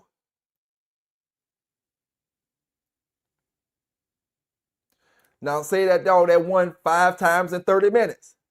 You think I'm worrying about a keep when I got that dog? You think I'm worrying about how long your dog can go? This motherfucker stopping shit in 2 minutes. I'm not worrying about no damn 8-week keep. Or that person probably wasn't. Cause they never even seen 30 minutes out of one dog. That dog got 30 minutes out of 5 shows, right? So their willingness to put that dog on other dogs without being in tip top shape is gonna be a little higher than somebody who their dog go an hour and a half. They got another one that he went in 3 hours. He got another one he did. He a full-time winner, but all his shows went over an hour. He gonna need a conditioner. He gonna need his dog to be in shape. This motherfucker, that dog them killed everything in 30 minutes combined, 5 dogs. He gonna be more anxious to put his dog out there without a whole 8-week keep. Oh, you sure you want some of that dog? I'll go get him right now. He done destroyed 5 of them in less than 30 minutes combined.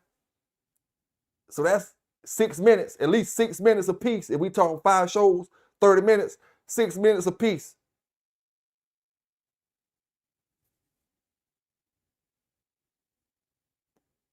So if he did 5 in 30 minutes, it's a high chance that he could have did 10 in an hour. 10 wins and never been over an hour combined out of all 10 of them wins.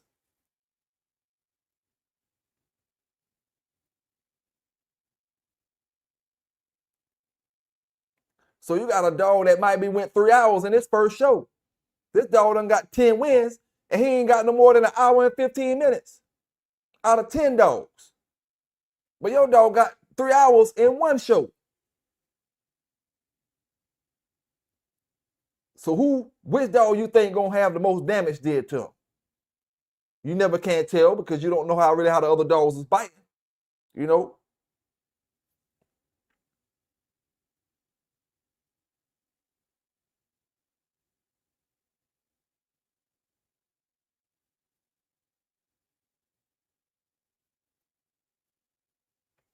Yes, sir, man. Yes, sir.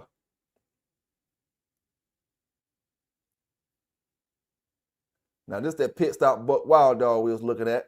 Good looking dog. He looked like a Jeep dog. He looked like a Jeep dog.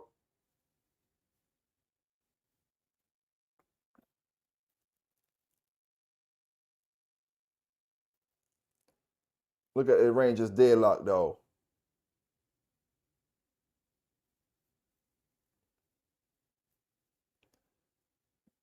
They bred pretty much the same way, a little different, but still got all that honey bunch in them. Heavy honey bunch, heavy Finley's bow. Even got snake 2 times in it.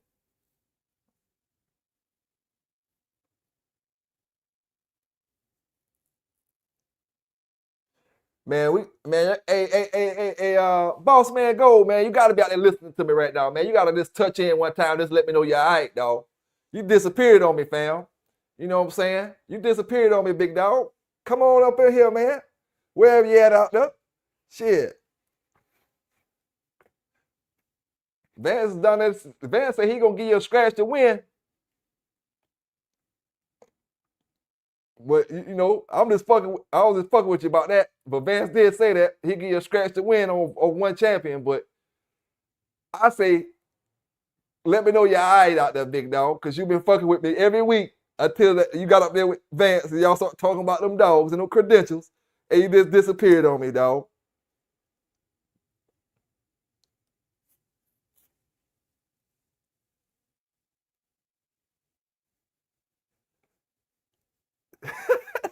Vance says my fault. I dropped the lake. Damn, man. That's why I say, man, I ain't want you to be mad at me, boss man, Gold, because it's this dog man talk, man. Shit. It's this dog man talk.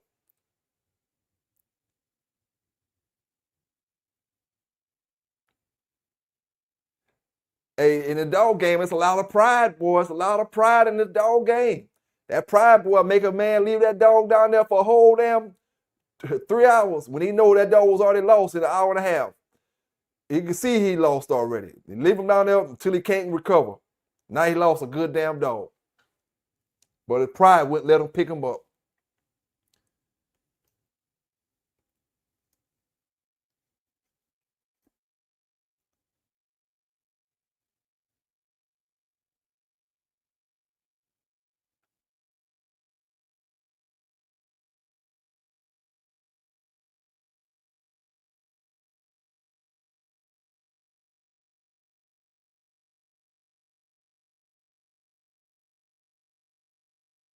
Now, Balls Deep say a competition kennel gonna have most of their stuff a couple pounds away from match weight in shape at all times.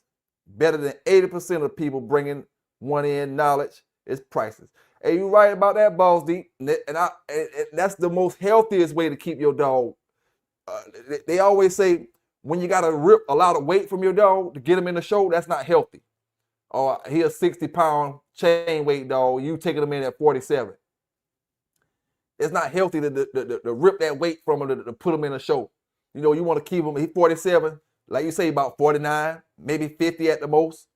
You know what I'm saying? That's a good, healthy way to keep him when you're going into competitions. You taking him to a dog show, a confirmation show, and you know you want him to, at 47, he look at his peak conditioning. You want to keep him around that weight. You know, you're 100% correct with that, dog.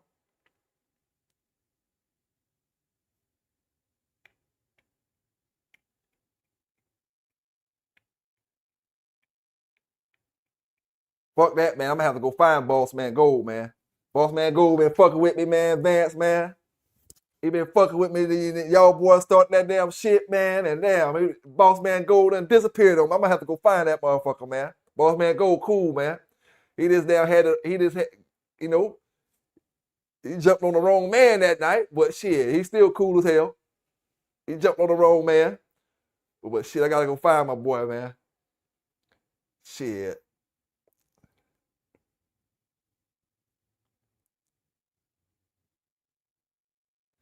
Hey, I tell you what though, boss man might be feel like, you know how like you in the streets, right? You could tell your homeboy, man, don't jump on that motherfucker. That motherfucker, they're a golden glove, man. Leave that motherfucker alone. And I knew he was a golden glove champion. You know what I'm saying? I'll let you go over there and fuck with him, and that man damn throw them combinations and all kind of shit and this and that.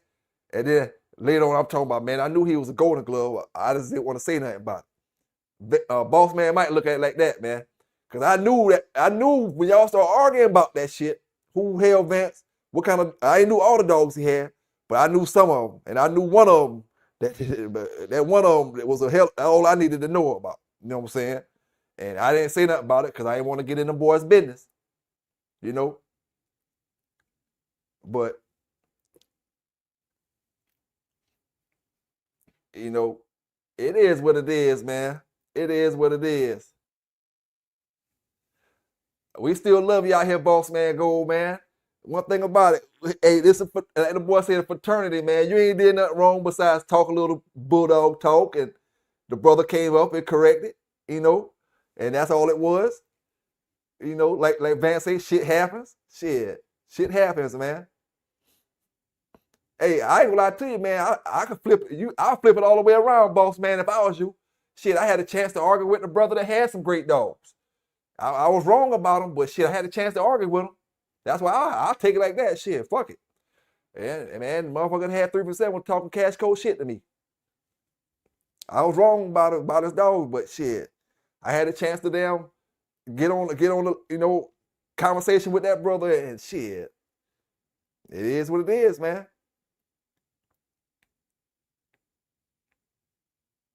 I'm gonna have to go find Boss Man though, man.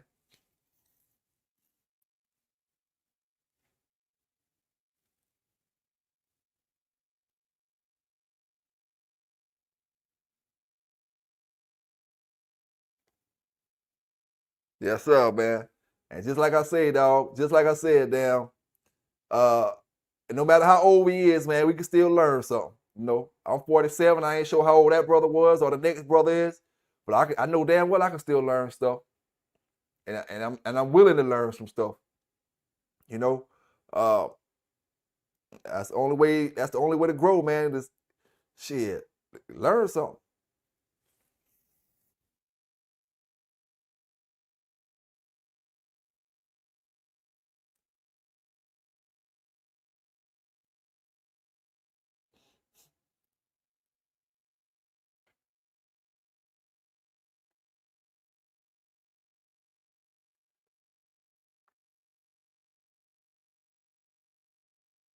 I'm gonna say balls deep. I'm gonna say I'll probably keep my dogs within at least 5 pounds of the weight.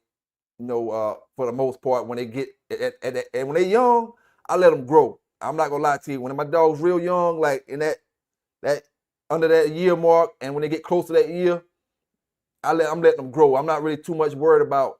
I don't want no fat dog.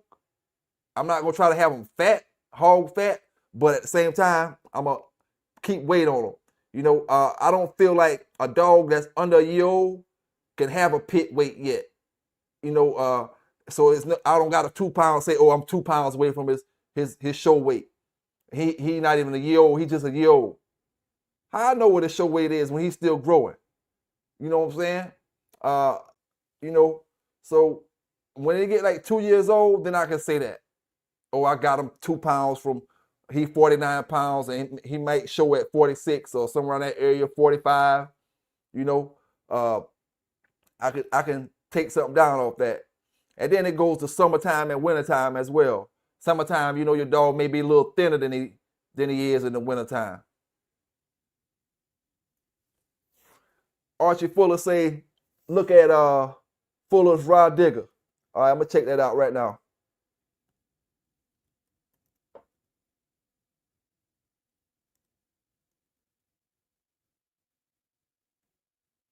Boom, boom. Okay, we got Bailey's Bingo at the top of the fourth. Top of the fourth, Bailey's Bingo. So we know we're red, boy. We got kittens. WCC's kittens. I'm guessing that's the Carolina kitten. I don't know if that's what they mean, but I'm guessing that's the Carolina kitten. And that's Miss Marlowe, which is the red boy, your deacon dogs, your red boy stuff. Got your Bailey's Peggy. That's gonna be more red boy. Your Marlowe's Peaches. So we're gonna say the first 25% up here is red boy.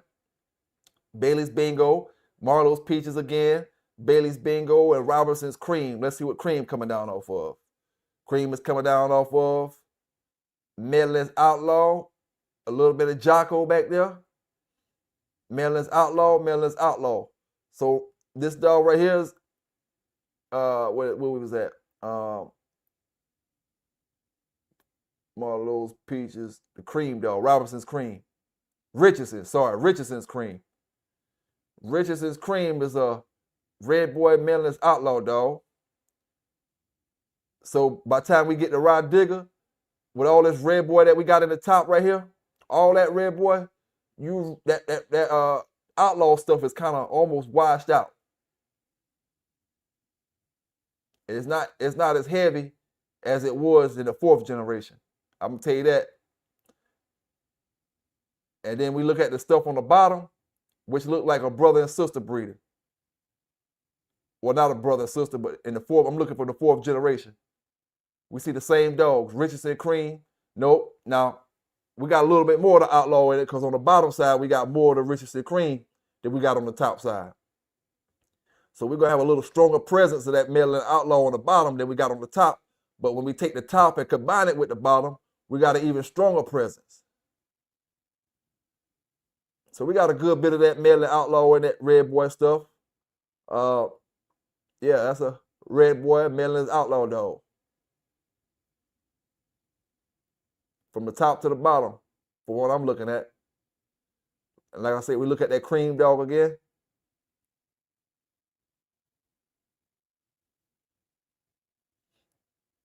Outlaw, and a little bit of Jocko in it as well. That Cream dog got. Maryland Outlaw, Outlaw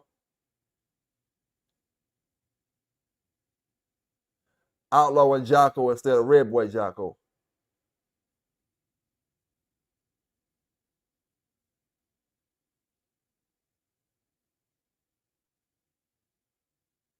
I would love to have seen this dog right here. See how this dog right here turned out. This dog Hall's Tramp and Bailey's Bocephus. Because they would have been well, no. This dog right here, Bailey Sport. I would love to see how that dog was, because that's your Outlaw and Jocko instead of red boy and Jocko.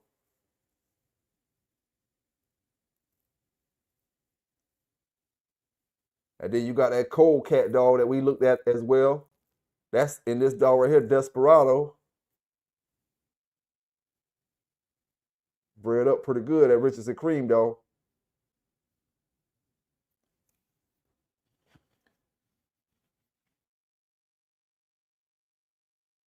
Now I take this dog here, Archie, I take this dog and I breed it. This a female or a male? This a female. I take this dog and I breed it to my big giant stuff. That's still gonna be lion bred, because we still nothing but red boy Jocko all the way through, outside of that Richardson Cream coming down off the Outlaw. So we still gonna be red boy Jocko, and that'll be considered a lion bred dog.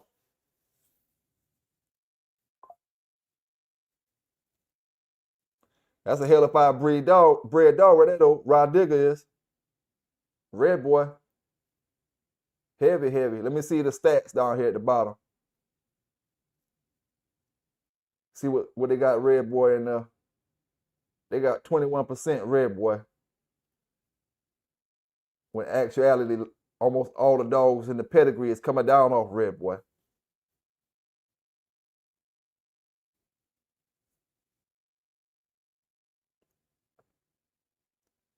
%18 Richardson Cream. See if we got outlaw in here. See if they got out. They only got outlaw on the thing.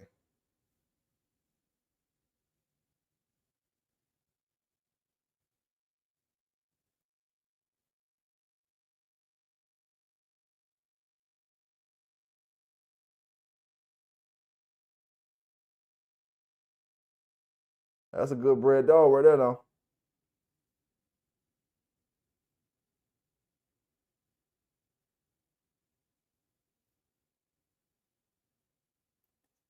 Hell yeah. Kev Mack, what's going on? What's going on?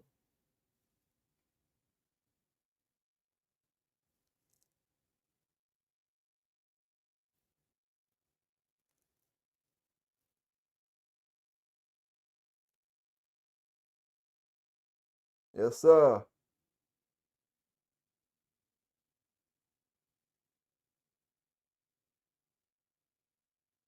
Let me pull Termite back up.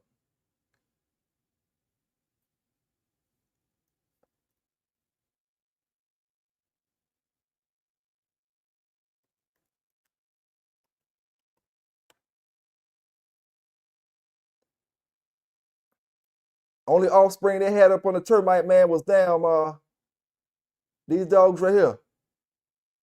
They ain't have his offspring up there. I mean, they ain't have all the other dogs up there. Let me see if it's another Termite. Maybe it's another Termite they got.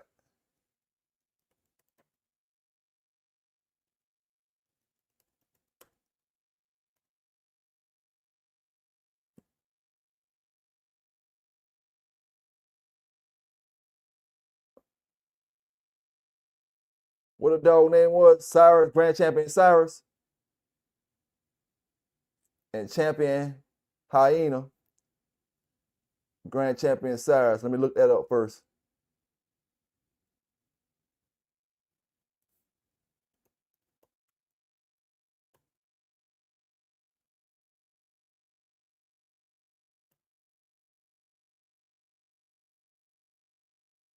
Now he off Termite, but they ain't got him under the offspring. That's crazy.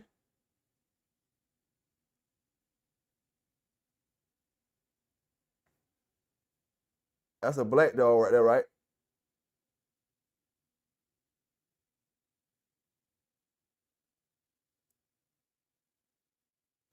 Seven-time winner.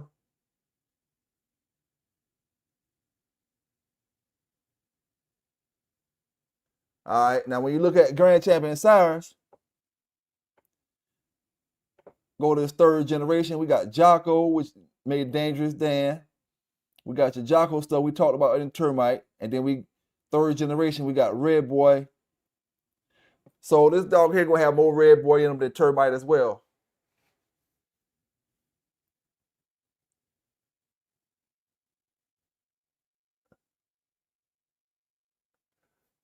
I would think Cyrus has more Red Boy in him than he got Jocko as well too.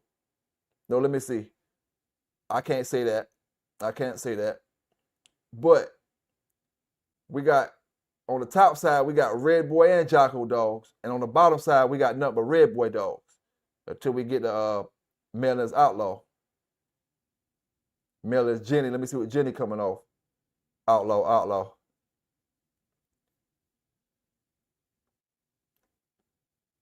So we got Jocko right there, which is Dangerous Dan.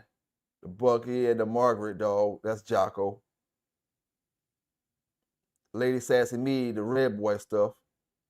That's about she's a 50% Red Boy dog and a 50% Lonzo dog.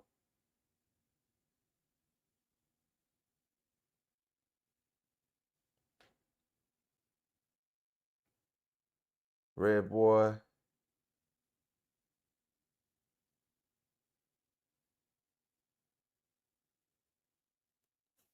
I ain't sure. I'm looking at the pedigree. I'm not sure exactly if he got more Red Boy in him or more Jocko. It may be considered about a 50-50.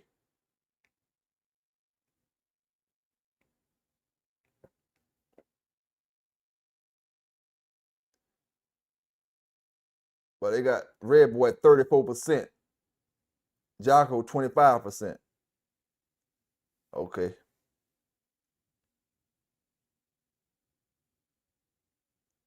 That's grand champion Cyrus.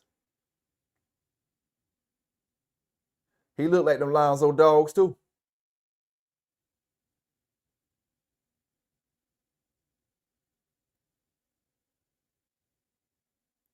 I know another dog that came off of termite, that damn that dog Trouble from Nothing Nice Kennels.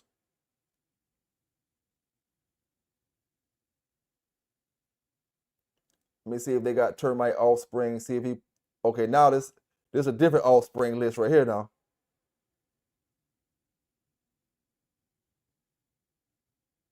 Hyena, Super Kennels Hyena.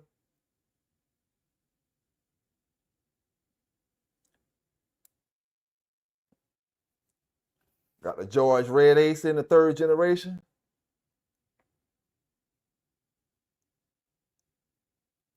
George Dancer. Triple out. Red boy dog, red boy, red boy.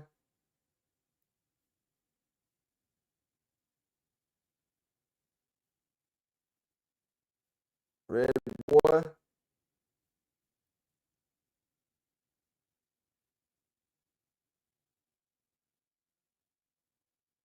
See what that repeat coming down off of Merlin's Outlaw.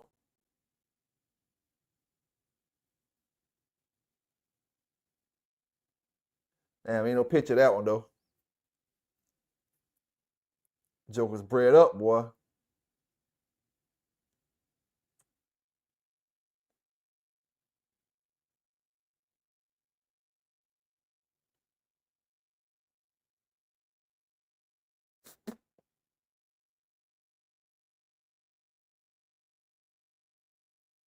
Let me go back to the offspring list.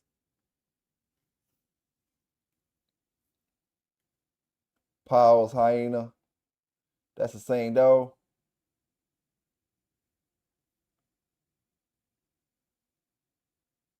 Nope. Different dog there.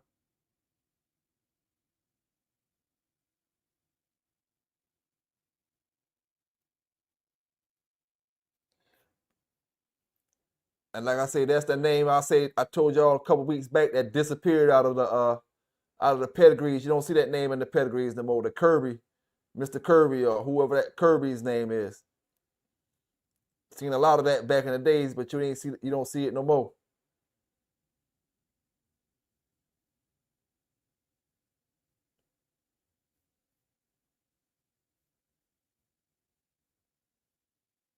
Let me see, can I find that Trouble dog. Nothing Nice champion Trouble.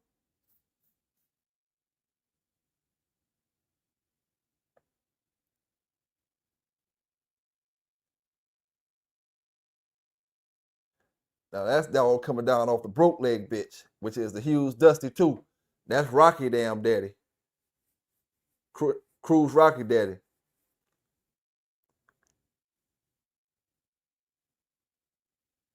This broke leg bitch might be Rocky damn full sister.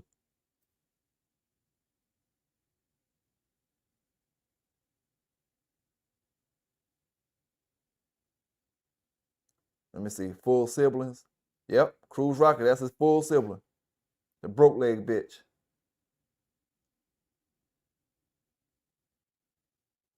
Now this what I don't understand right here. These two dogs right here is the same dog, but that's different dogs right there on them pictures. One dog buckskin and one dog brindle color. But that's the same camp and that's the same dog. Champion Trouble, Champion Trouble.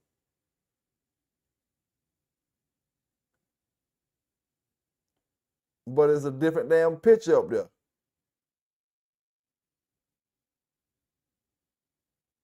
Champion Trouble off the broke leg bitch. Got that picture there?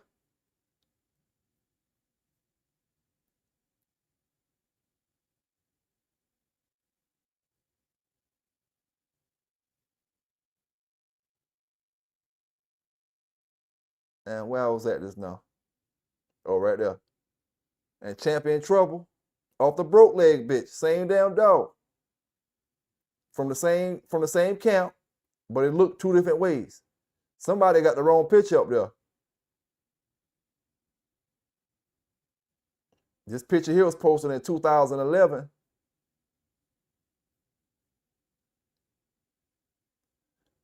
Both of these pictures posted in 2011.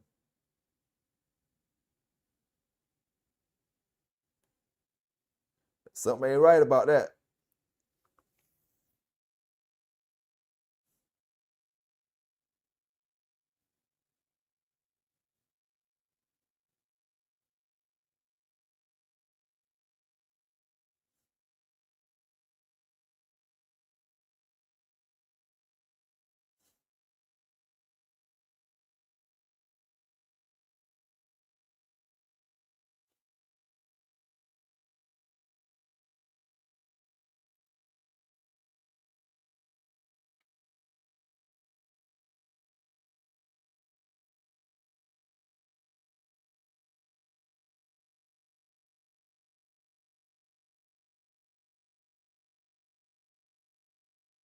No, I never heard of the Too Short dog.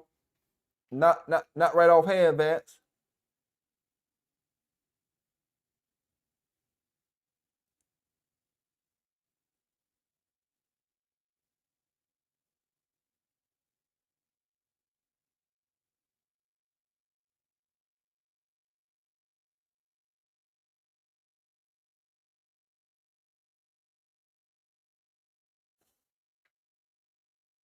Yeah, I never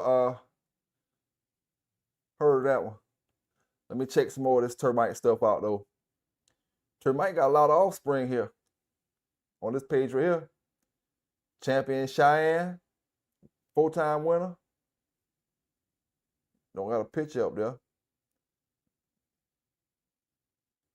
Half brother and sister, Dangerous Dan.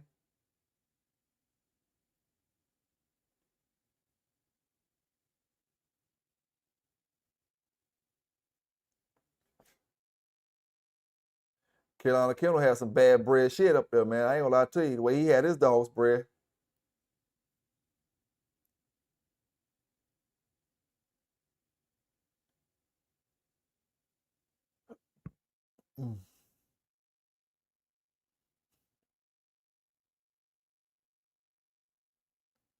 Gabriel, that's the dog we looked at already.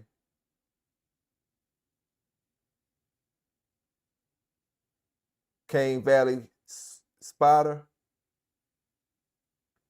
1-time game loss, 4-time winner. Old black brundle dog. That dog got some ham hocks on her. You could tell, boy, when she in shape, her back legs is bulging out.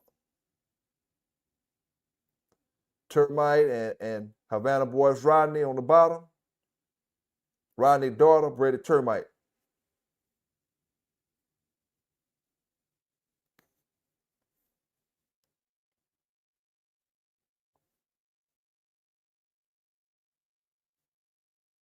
See if she got any offspring, what she bred to. Ain't got no offspring down up on there.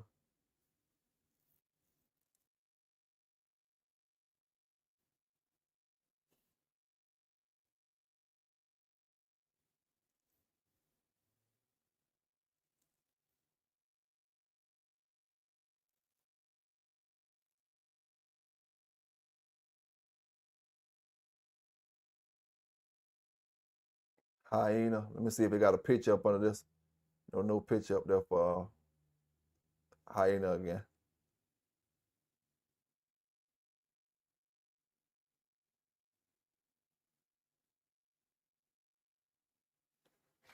Chavez, Canna, 1-time, LG, LDG, 2-time winner, 1-time loss.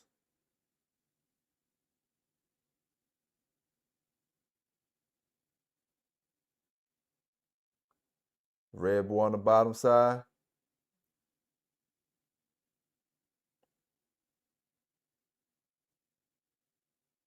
Red boy Jocko on the top side. Hey, a lot of these dogs, to the brothers that's down in the chat that is following along with us, a lot of these dogs, you looking at dogs now, there's red boy Jocko dogs with no yellow in it. Red boy Jocko coming off ways that brother was making the breedings with no yellow.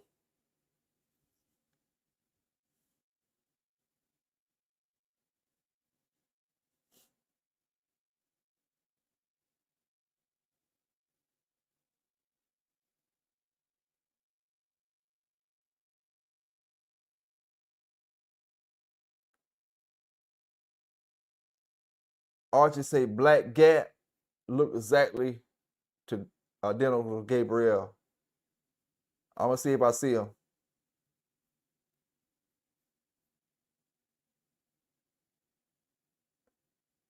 Is he off Termite, Archie? Or are you off Gabriel? Black Gat.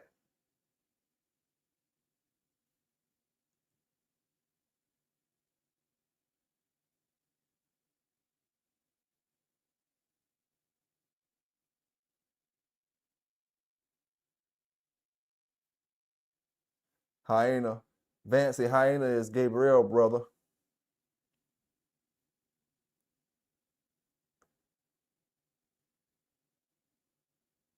Yep.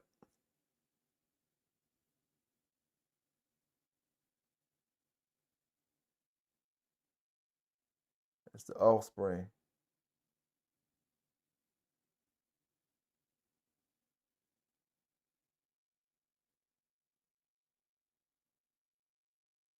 Damn, Gabriel got some offspring on this list right here.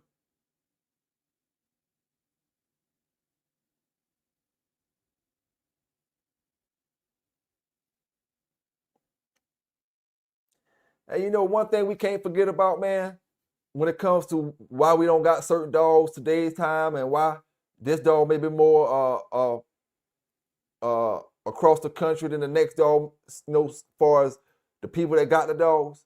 We can't forget about the confiscations and all the raids and all the dogs that got the whole yards got taken and different things. And a lot of times you eradicate a bloodline of dogs. A lot of them dogs, get took off in these seizures.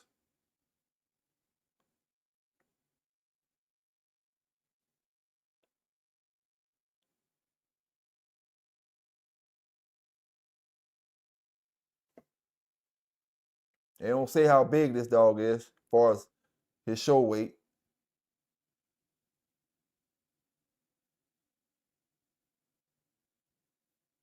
Hey, Vance, how big was Hyena? Like a 50-some pound dog or 40-some pound dog? I'm looking for Black Gat, Archie. I don't see him.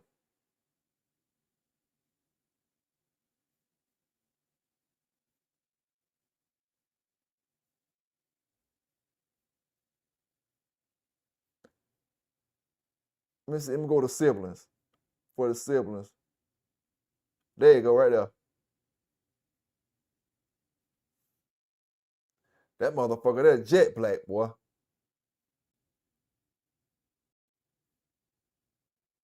He might got some brindle in him. Look like I can see a little brindle in him, though. That's a black motherfucker there.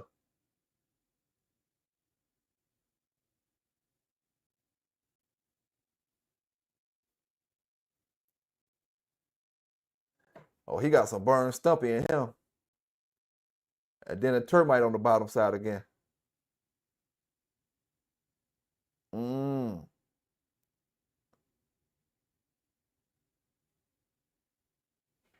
So this would be considered a lion bred dog right here. Lion bred. Got your Grand Champion Yellow that's coming down off your Jocko and your Red Boy families. Your Termite that's coming down from your Red Boy Jocko family. Your Red Ace dog. Yeah, this could be considered lion bred and lion bred.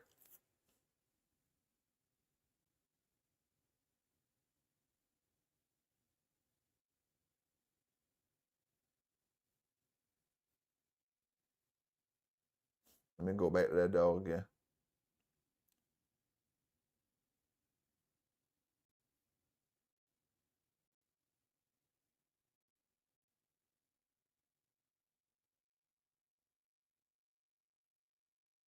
Pit Cemetery, Black Gap.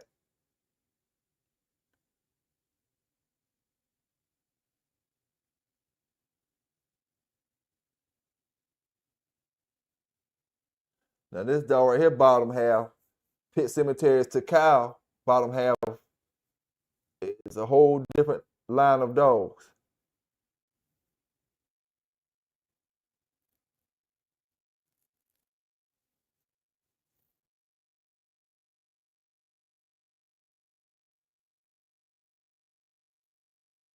That crab stuff, King Spanky.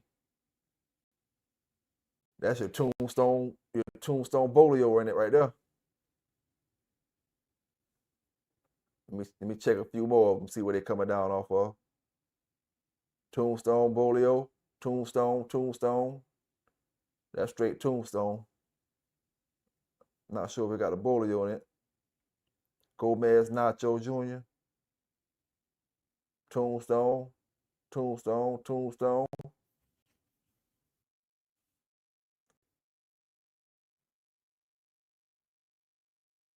Let's see, Crabs, Texana Red. Tatanka, that's your tombstone bolio, I want to say. Anderson's Tonka. Tombstone bolio. So shit, this breeding right here would have been a Red Boy Jocko Tombstone bolio before Mayday though. Or without the Mayday in them. I'm gonna say that. Tombstone bolio, Red Boy Jocko.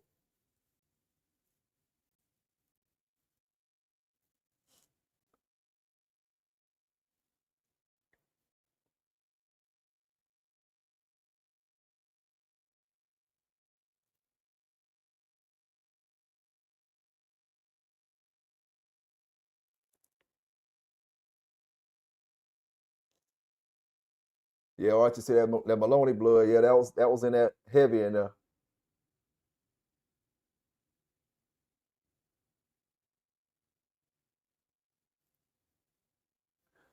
Balls Deep said, "Do you have anything off of the Cyrus dog, Vance? How did he produce, in your opinion? If you had anything off of, or seen anything off of him, how did Cyrus produce?"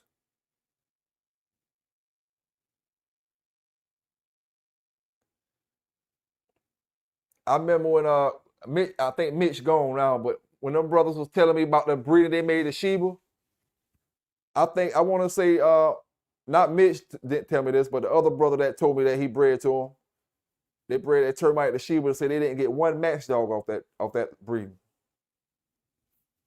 I said, damn.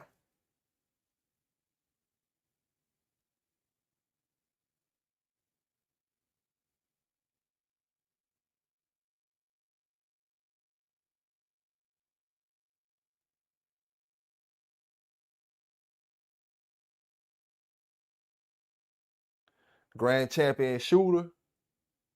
Grand champion shooter is off Gabriel. Oh, you said Cyrus, though. You said Cyrus.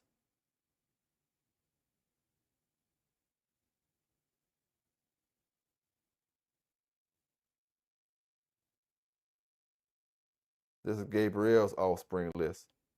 Let me go to termite offspring list again.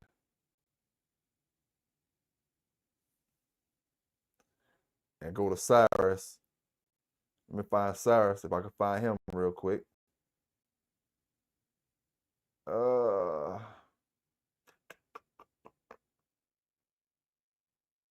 let me go to Cyrus. Go to his offspring.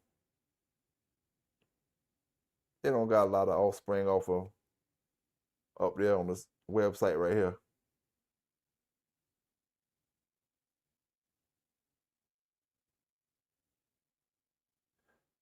Grand champion though at that.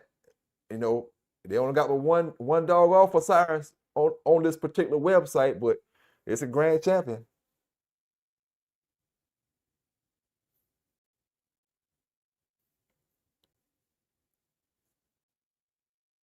So shit.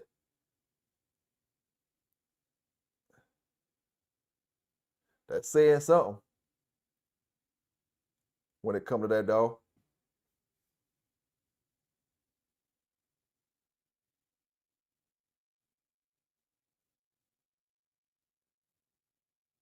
That's termite. Yeah.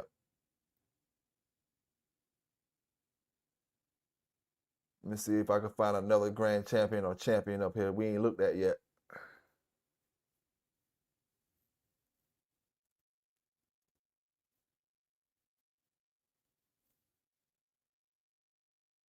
Selena is a champion as well. One-time loser. That's old Carolina Kennels Dallas. That welcome all stuff got some of that Dallas stuff in it from Carolina Kennels. That's where they get the red Dallas and all that stuff from. Red Dallas too.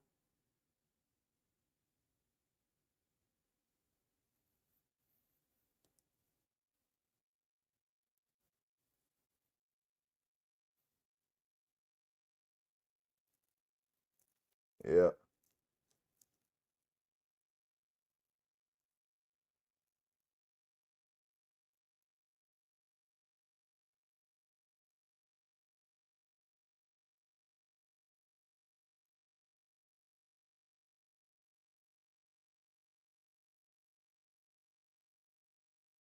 There you go right there. Speaking of the devil, there you go right there, Dallas girl.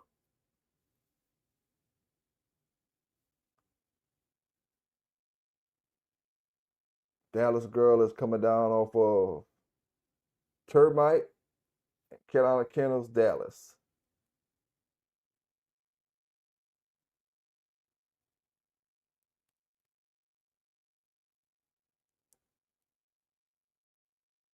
And when they incorporate that into their program, oh, that's what Vance was asking me about the too short dog.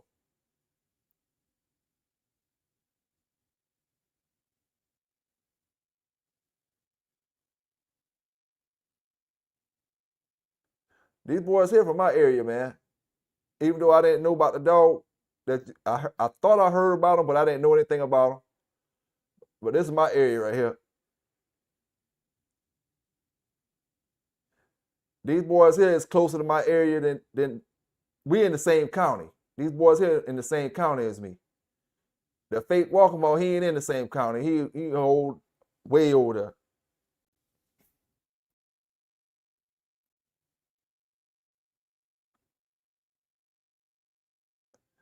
Now that when Walkamo lost their dogs, when they lost their dogs, it was supposed to be coming down off of. They had something over there in the yard that was supposed to be off of Big John and damn these brothers here dog with that termite stuff. The one I keep telling y'all name was Johnson. It's coming off these brothers dog and that termite stuff. And I always say, why the hell y'all wasn't breeding that dog? Something went right in the pudding. You wasn't never trying to breed that dog and get no puppies off that dog. And that dog was supposed to be bred like the way it says bred.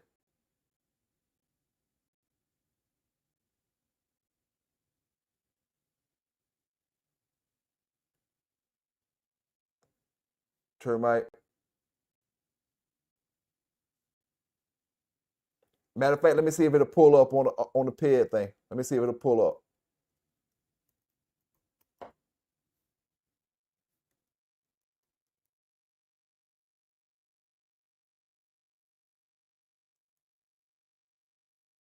It ain't even pulling up.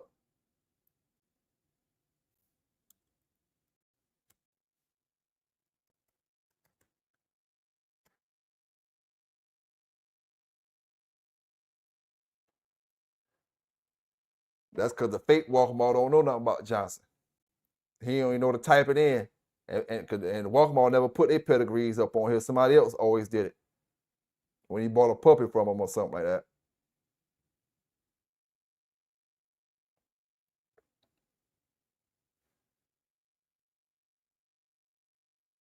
And Johnson's supposed to be coming off Big John and that trouble stuff. This stuff right here.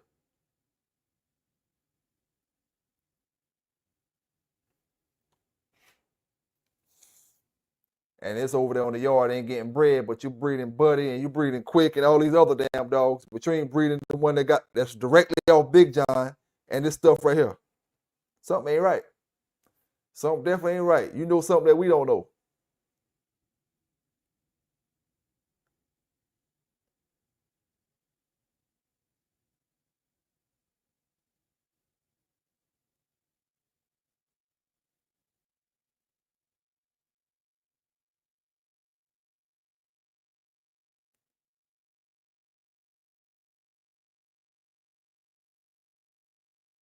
Vance said Cyrus wouldn't breed or couldn't breed, couldn't get nothing off of him. That's the bad thing about some of them great damn dogs, man. You can't breed them jokers and they won't fuck and can't AI maybe, and just couldn't get nothing off of them, period. But he's a hellified damn dog.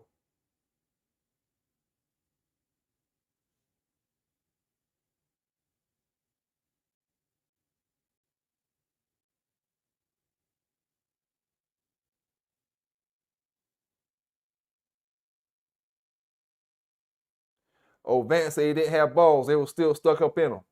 They were still stuck up in him, Cyrus dog. Hey, I'm glad you said that, 'cause I want to say this before I get up out of here tonight. You don't have to get, and I'm not speaking about what you're talking about, Vance. I'm just talking in general, because I had this written down in my notes.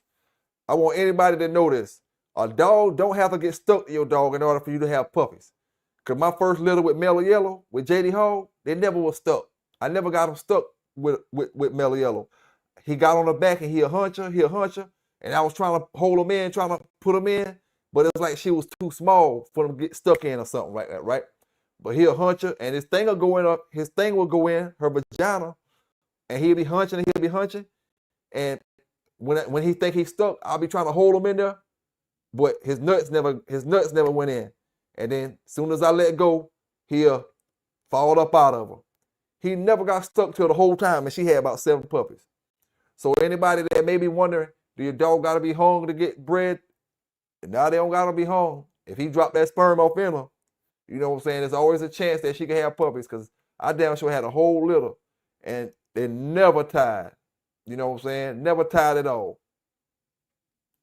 Now the rest of the breeders I did with her, she tied to the male or whatever. But that first breeding I did with her, she didn't tie at all, and she got pregnant. Had a good, nice size litter too.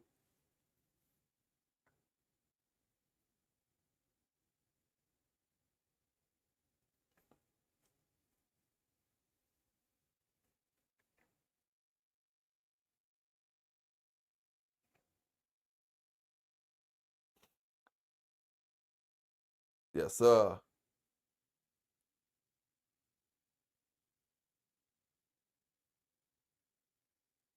Hey, Vance, you know something that's crazy too, man?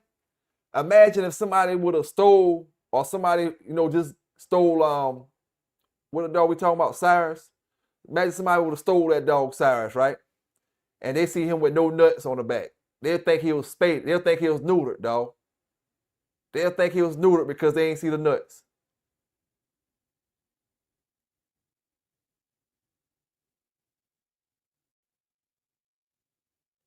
Oh, he ain't got no nuts. He neutered. But his nuts just ain't dropped yet. They just ain't dropped. And you have some dogs that be like that, man. They nuts, they just stay up inside of them. You know, I'm not 100% sure, but I'm thinking that's why Walkmore called the dog that Bo beat of theirs Johnny One Nut. He only had one nut hanging down. I'm guessing that's why they call him that.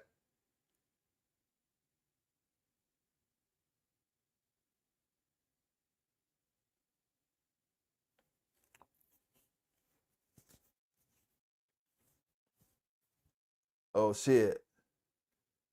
Damn. No sperm count. Damn. Vance said he ain't had no sperm count. That's a messed up situation when you have such a great dog, man, and then situation like that happen.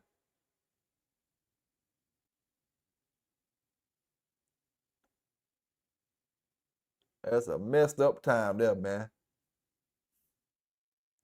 Now, I wonder, if in today's time with all the technology we got, you gotta have sperm, or can you take cells and make a what do you call it, a clone, or do you gotta have the sperm even to do that?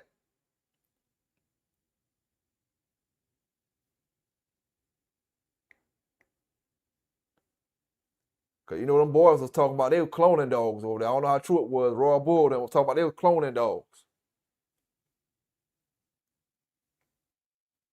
I forgot the dog name. They said they was cloning.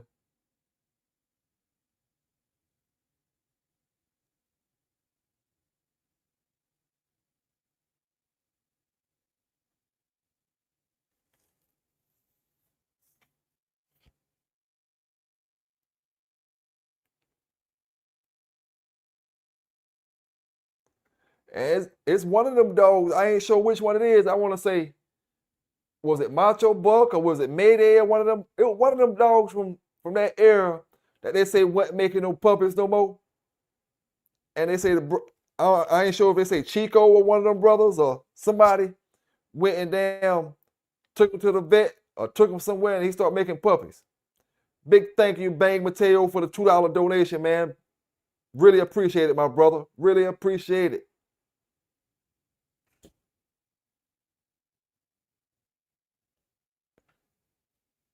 Yes, sir, man. I appreciate you watching them videos, man. I'm gonna try to upload all the ones I got, and I'm gonna try to keep it stepping, man. Keep it stepping, and do some more, man. I like to talk to them real old schoolers, man, like from the 90s on back, and that way they can talk a little more freely, you know, when it comes to talking about the dog stuff, man, because a lot of the brothers from the more modern days and stuff like that, they, you know, like I always say, we don't want to make nobody feel uncomfortable about talking about something that's illegal, you know, and even with myself, I speak about stuff that I did back in the days, you know, and you know, we got a lot of brothers that I'm 47, so if you got brothers that's 50 and 60 and they've been bulldogging way back in the days, you know, they can possibly tell us about what's going on.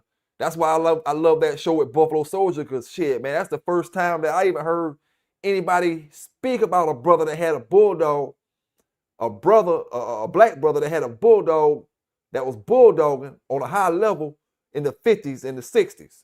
You know what I'm saying? And when it comes to me, I don't care about the color wise. I just like to hear the old stories. You know, I don't care if you Spanish, white, black, or whatever. If you could talk about some of them old bulldogs, shit, I'll get you a crowd to sit down up under the tree and we'll listen. And like I said, I appreciate that donation, brother.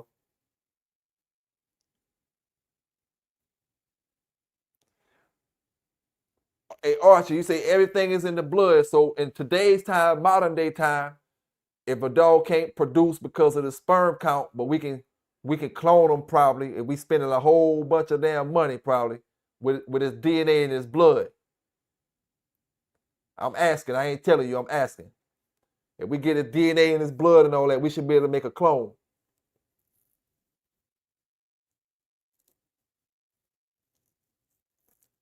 Okay.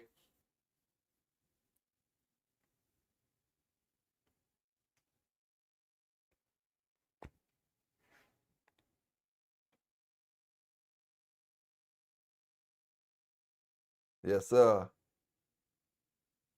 I can imagine what kind of technology they're gonna have, because we talking about technology now where brothers talking about DNA and two sires to a breeding.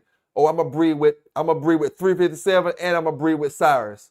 And I'm a DNA it and get the puppies back and send the DNA off to see who the daddies of these puppies is. I got a litter of 10 puppies, some of them off 357, some of them off sires. You know, we in that time now where we can do all that stuff like that. You know, so I can imagine another 15, 20 years, what kind of technology we gonna have you know, when it come to breeding and all that type of stuff like that, man.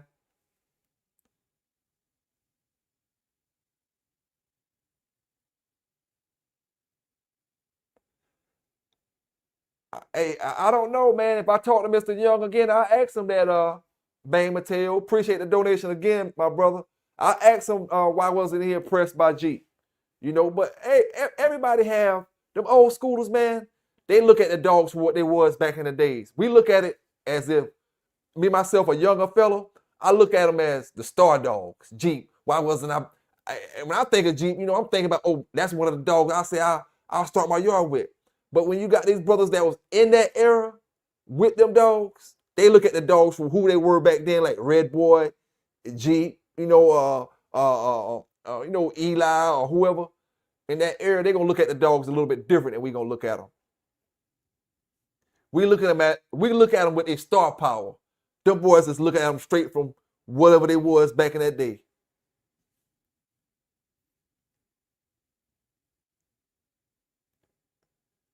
But I speak to them, I definitely ask them, man. Cause I hear brothers that say they wasn't big on the Jocko dogs. You know, my brother Mitch said he wasn't big on the Jocko stuff. They did a lot of bullshit that he wasn't big on. Excuse me. You know, and everybody have their own little opinion.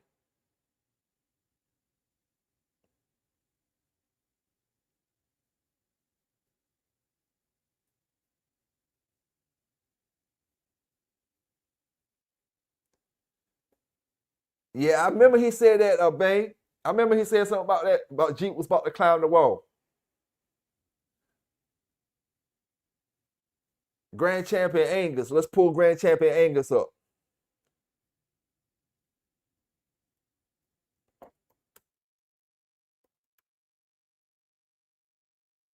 Super Nance Angus or Stone Road Angus.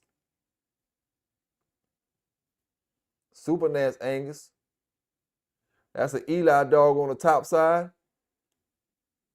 Scrub. A scrub dog on the top side. I'm gonna say it like that. Because they got Eli and them. Boudreaux, Penny. Crenshaw's Diablo. See what Diablo coming off of. Plumber's Pilot. Unknown on the pedigree on the bottom side. Cannon's Black Shine.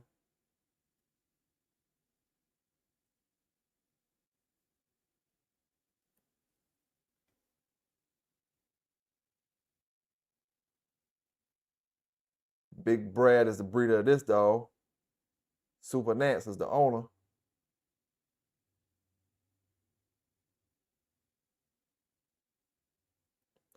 Super Nance Butch is off of this dog. Let me see what Butch bred like.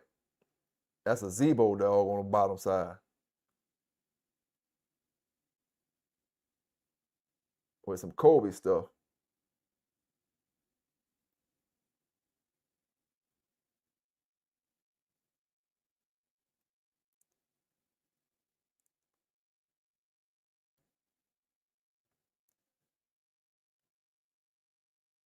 He look good now.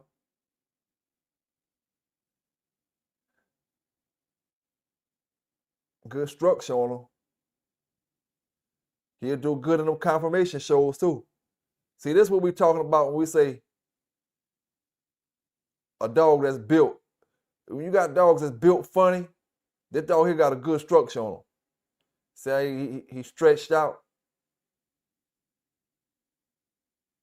Got a good structure on him.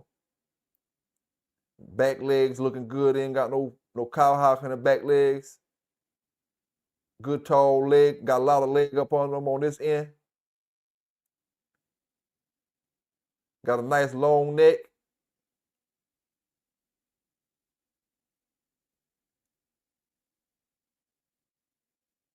Shouldn't have no problems working this dog. Put them in a good shape. Conditioning and stuff like that. Angus. Super Nance Angus.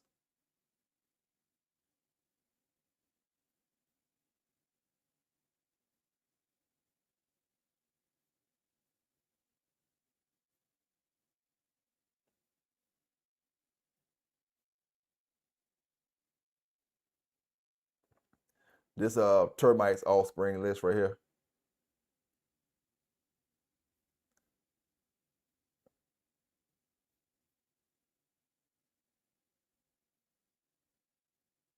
Hey, Bang Mateo. Bang Mateo said he wondered if Crenshaw was cherry picking dogs for Jeep. I don't know if he was cherry picking dogs for Jeep, but I tell you what, if you go to Jeep Offspring, Crenshaw got a lot of the champions off of Jeep. That's why I always say, you can't damn try to knock Baltimore and say what was the champions that they went into or who got champions off of them. Because you go back to all the old schoolers, they was the one that had the most champions off their own dogs. You go to Crenshaw Jeep, he got a couple people that got champions off of Jeep, but the one who had the most champions was Crenshaw off of Jeep. You know, if it wasn't for Crenshaw making champion with Jeep Offspring, Jeep wouldn't be on the rum list as high as he is now. You know, because everybody else didn't make as many champions as Mr. Crenshaw did. But Mr. Crenshaw don't get criticized for it like how Welcome all get criticized for their stuff. You know what I'm saying? They brothers want to always, who got the champion? Who got? Where was all Mr. Crenshaw at? That they had. They had all stretched all across the country. Mr. Crenshaw had them motherfuckers. And that also goes back to what I say about every man knows how to use his sauce. Mr. Crenshaw know how to use that Jeep sauce. I may not know how to use it. I may not know how to win with it, but Mr. Crenshaw know how to win with it. You know? Archie may not know how to win with it, or Bang Mateo may not know how to win with it, but Crenshaw do. Because he got them, if he got 20 champions, Mr. Crenshaw got at least 15 of them. Go back and look at it. You may not have paid attention to it. Go back and look at it. Shit, Crenshaw was raking up champions off that dog. And then that might go back to what Bang said. Hey, Mr. Crenshaw cherry picking his competition, going into certain people.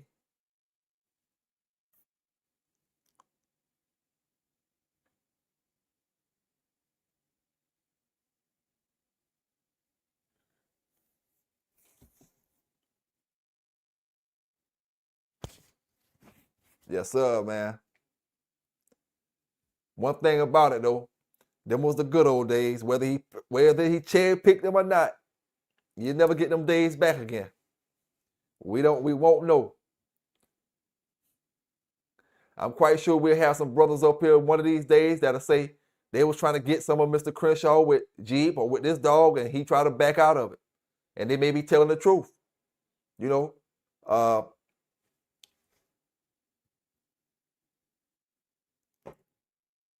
who was the booger dog off of, Archie? Was he off Jeep? The booger dog. I seen a booger dog just a few minutes ago. Was that the one you talking about over Termite?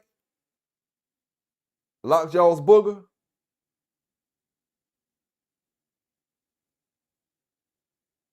Now you say he was a producer now.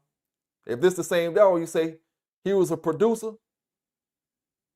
Or you say it was off Morphin Cardenas. Morphin Cardena stuff. Okay. Because I know this booger dog right here, Lockjaw's booger.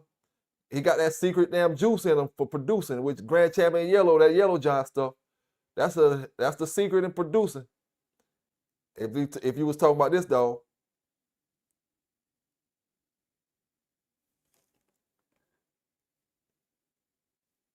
And Rodney got the same mama as Barracuda got. Barracuda just got a Red Boy Jocko daddy, Red Boy Jocko Bolio daddy, when Rodney got a Red Boy Jocko daddy with Yellow. So, hey, check this out, right? Check this out. Rodney is the brother to Barracuda and the Mayday. That's some crazy shit, ain't it? This motherfucker half brother to the Mayday and half brother to Mayday's son. Through the mama and daddy. Through Gladys. Gladys and Barracuda. Gladys made Barracuda, she made Rodney. Yellow made Mayday and made Rodney. Mayday made Barracuda.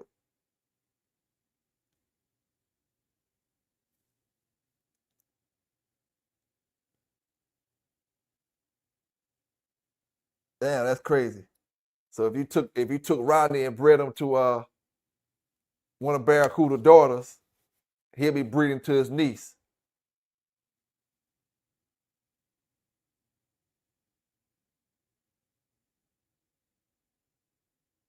You took him to bred him to Mayday daughter. He'll be breeding to his niece as well.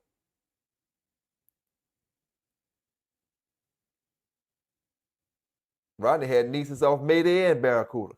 Straight niece, first generation.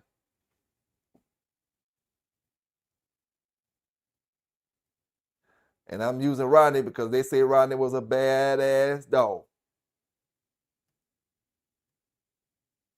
What they call a bulldog. Brother say why they call them bulldogs. Why people in the pit bull gang call pit bulls bulldogs, the good gang dogs. I don't know, man. I call them bulldogs because they certified bulldogs.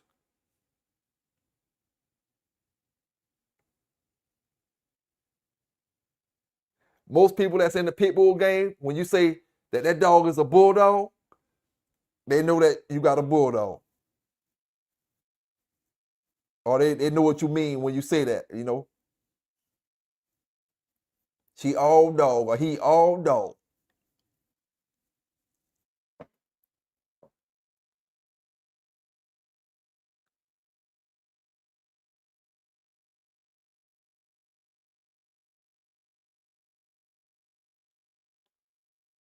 I wish that dog Rodney had a whole lot more offspring out there, man.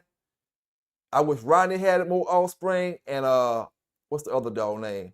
Rodney and I was just talking about the other dog not too long ago. But Rodney is one of them. Wish he had a whole lot more offspring out there than he got.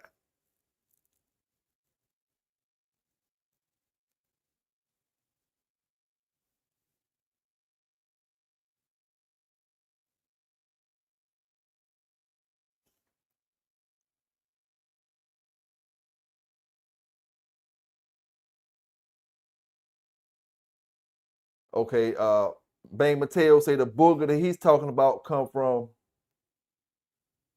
that old Carver Black Widow and Tudor Spike stuff. Okay.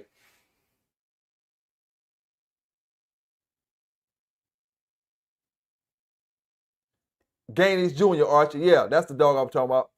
I wish a whole lot more of them dogs would have came off Gaines Jr. We'd have had a bunch of that stuff floating around and a bunch of that dang on Rodney stuff floating around. And I'm gonna tell you, I used to talk to Miss Mills when she had Bonafide Registry, and me and her spoke a lot. Not I'm gonna say take that back. We spoke several times, and she mentioned the Rodney dog as being a great dog from back in them days. That's Miss Mills talking to me, not the dog brothers from out the fraternity.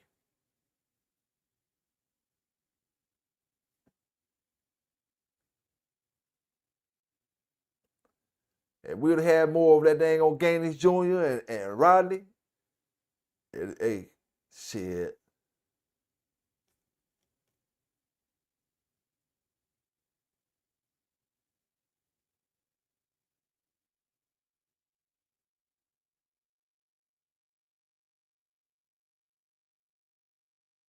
Hey, Bang Mateo, I say that, my damn self, dog, I say that about some of the good ones that I seen. Man, you breed that son of a bitch to a damn Dalmatian, like you say, that you gonna get you some game dogs. And man, I ain't gonna lie to you, it's a few of them dogs out there look like they got a Dalmatian in them, with all them spots in their ass. You know what I'm saying? Dalmatian or hound dog, one or the other. I seen some dogs over the past year that I'm telling you, man, this motherfucker's gotta have Dalmatian or damn or some hound dog in them. For them spots they got on them little, you know them spots I'm talking about, they be all over their body. But they be under the skin. They not on the skin, on the fur. It's like they on their damn, they're not on the fur. They on the skin, if that makes sense. You know, you can see them up under their fur. Spotted all up. You know what I'm saying? Yeah, Boozenbark. Boozenbark, another person I got my eyes on. I heard a lot of good dogs came from Boozenbark. A lot of good ones, man. Hey, shit, I got my eyes on something over there on that Boozenbark blood. See if I can bring back some of that old shit. Big salute to you, Life of Mellow. Yes, sir, man. Booze and Bark, I did a video on his blood and different stuff that he was running.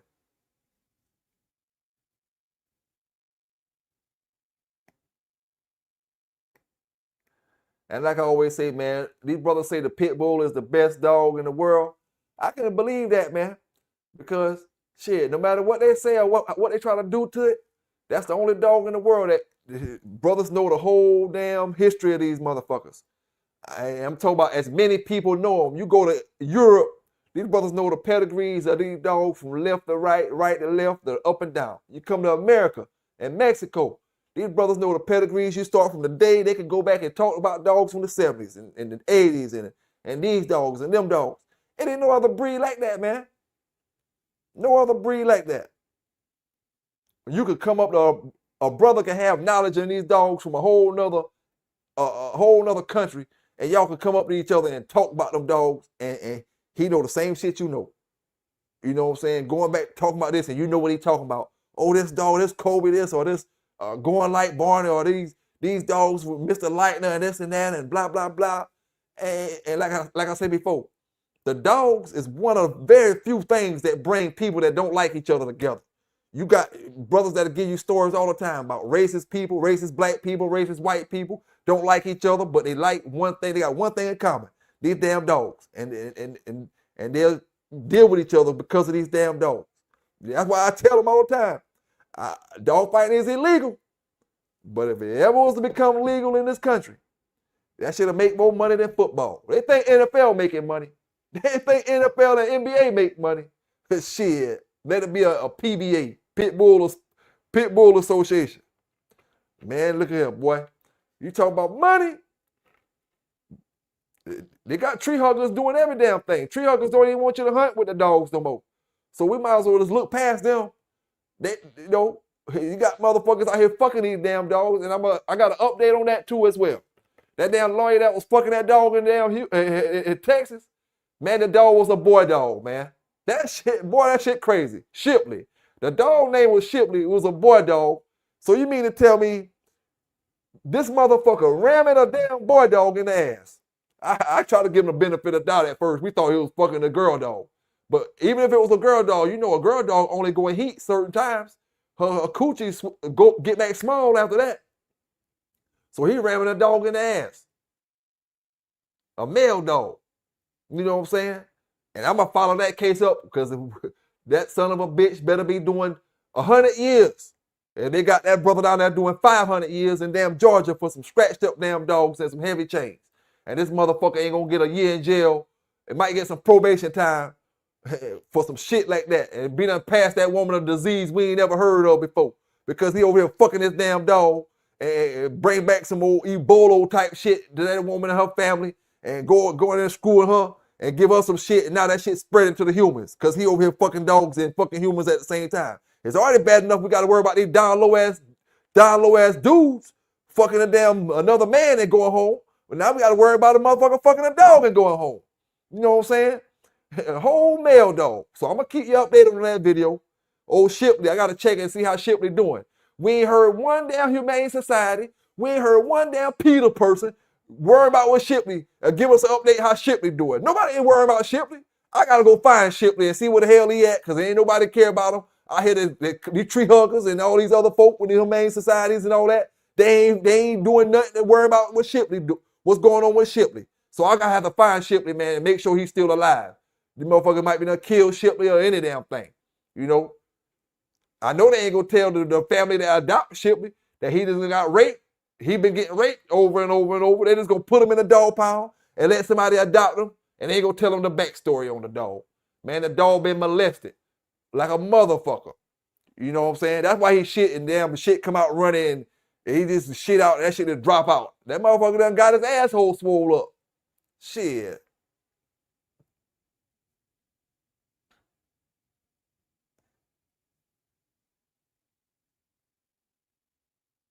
Hey, Bang Mateo say the U.S. all messed up and Europe.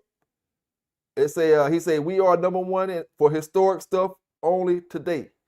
Mexico and Europe been past us in the dog game. Hey, Bang Mateo, I'm gonna disagree with you a tad bit. I ain't gonna disagree with you all the way because I know where you're coming from with it.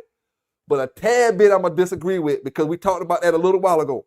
And the reason why I'm gonna say I'm gonna disagree is because we got some fucked up laws right now that got us where we can't do certain things, right? But at the same time, I say this right here. Everybody don't go by the same rules that we go by. Because Brother Vance was telling us how the Mexican brothers, they count to 20 on their scratch. They count to 20.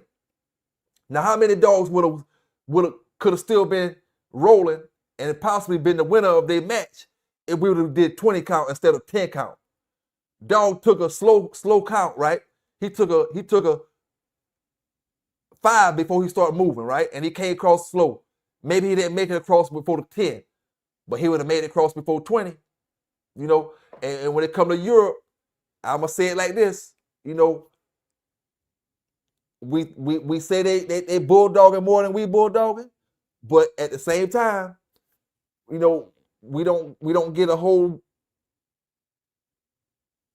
bunch of, they bulldogging, but when they sell us their dogs, like Ship and like all these other dogs, they don't make it over here. They don't survive. You know, they be fad dogs. They be dogs that we hear about for 5 years, but they don't make that what do they call it? The test of time. They don't last the test of time. Oh, they was a champion. They make it champion. And go look at Ship. The people who got Ship, they making champions off that stuff, but we ain't making champions off of it when they sell it to us. And there's one thing about Europe, all my brothers that buy dogs, I don't care what breed of dogs you buy, when you're buying working dogs from Europe, understand this, and I learned this from the Mollywows and the Shepherds. Them European brothers, they know American is the top of the line when it comes to buying and purchasing dogs. You know, we'll purchase dogs from them. They know we spend that money. They'll sell us anything. You know what I'm saying? They'll sell us anything over here. Oh, it come from Europe. It's a better dog than American dog. It come from Europe. I'm talking about Mollywows and stuff now. You know, they'll sell us the bullshit dogs that they don't want, and we get them over here. Oh, this is a European import. This is a Czech dog. You know, but it couldn't make that system that they have the dogs in. They say this dog top of the line. You know what I'm saying?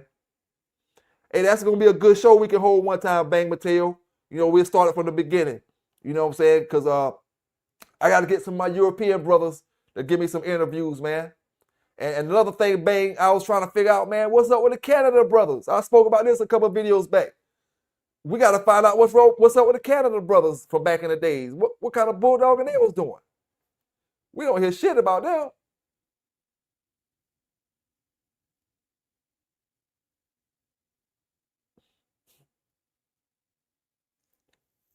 Yes, sir, man.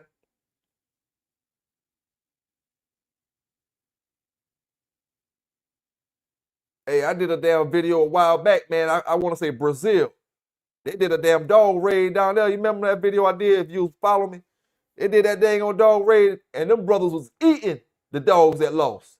If you didn't win that match, them boys had a barbecue grill for you.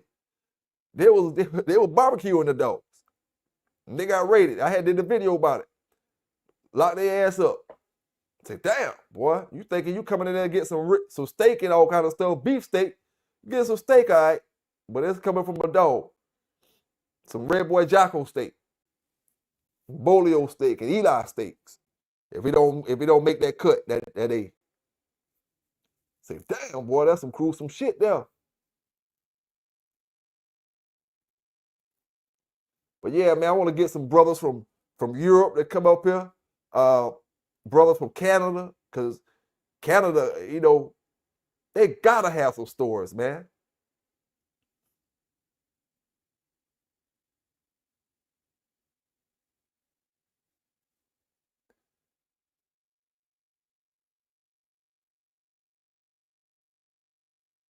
Yes, sir, man.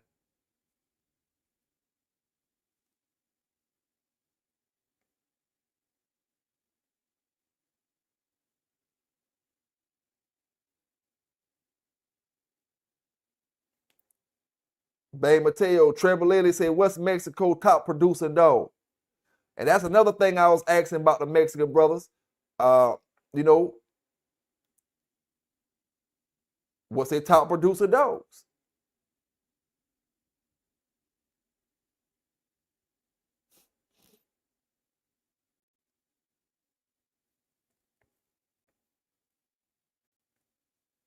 Heck yeah, man.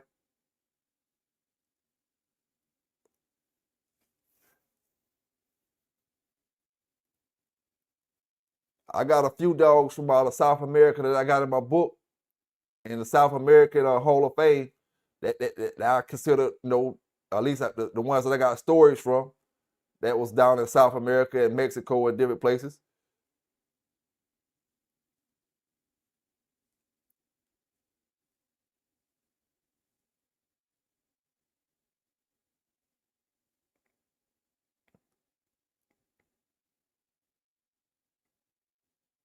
See, we can't say our top winning dogs because the way our laws are set up, we'll be putting somebody up under the bus or whatever.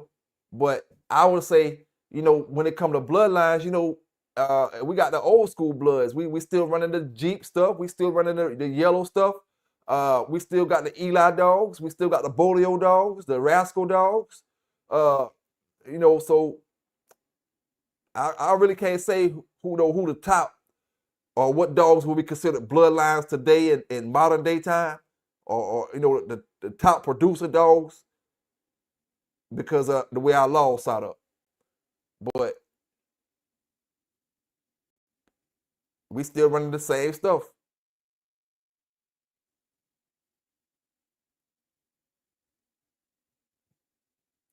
I think here in the U.S. we got a better understanding of the old school dogs, the stuff in our pedigrees and stuff like that. But it's always a debatable conversation.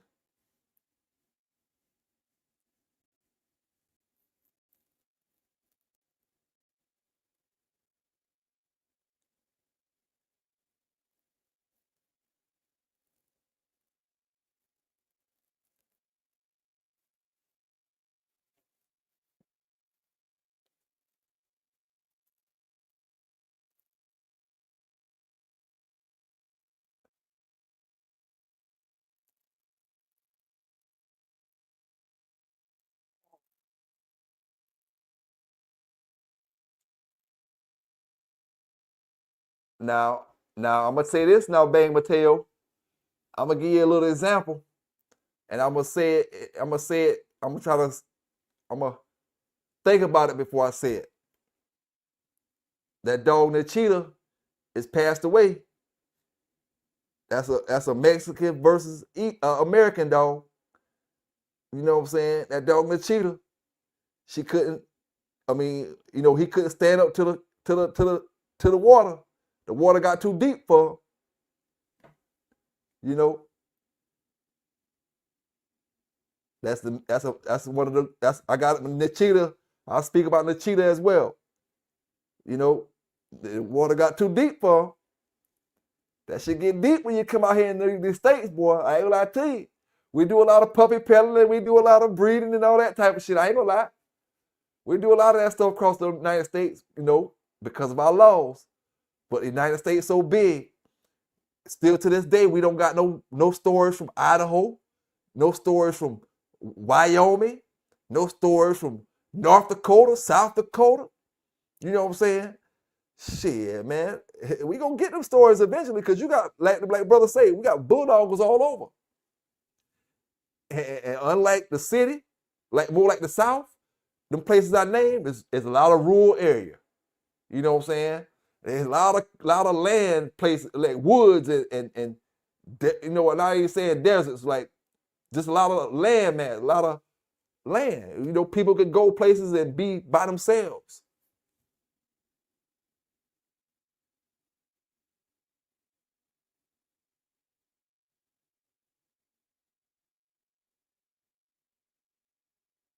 Oh no. Oh no, we can't talk about the modern day stuff, Legion.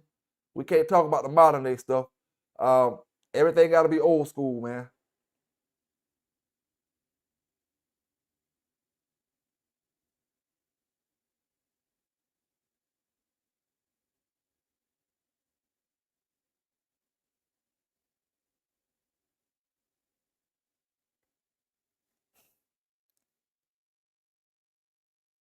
Yes, sir. Everything got to be old school to keep everybody on the same, the same page and make sure nobody ain't getting in no type of trouble promoting modern day stuff and talking about something that's going on in today's time.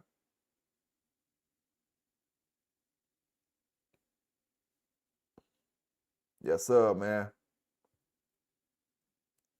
But one thing I will say, I ain't no dummy. I know Mexico, the Mexican brothers got some hellified dogs over there, and them European brothers got some hellified dogs over there. But they gonna respect our game too. We got a lot of shit going with our dogs as far as getting in trouble and stuff, but like I say, them brothers bulldogging. You know what I'm saying? They bulldogging. You got brothers out here who don't care about papers and none of that type of shit. And when I say brothers, I don't mean black brothers. I mean all brothers. Brothers don't care about no papers. They want them, but they don't care about them. You know what I'm saying? They rolling. They don't care about no bloodlines. They care about that dog rolling. You know what I'm saying?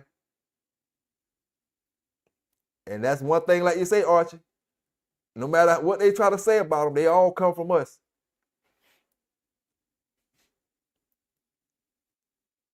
All come from us.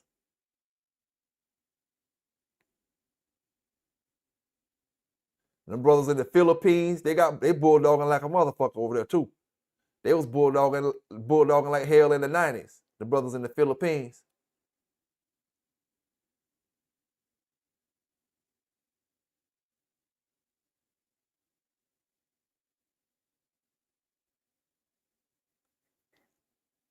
Yes, sir.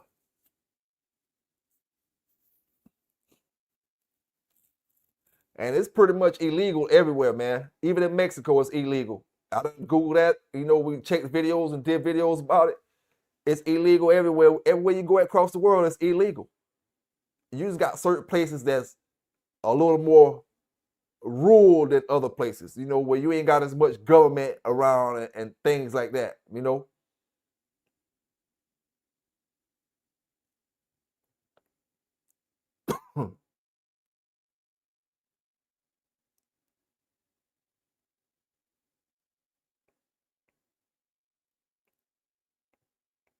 Yes, sir, man.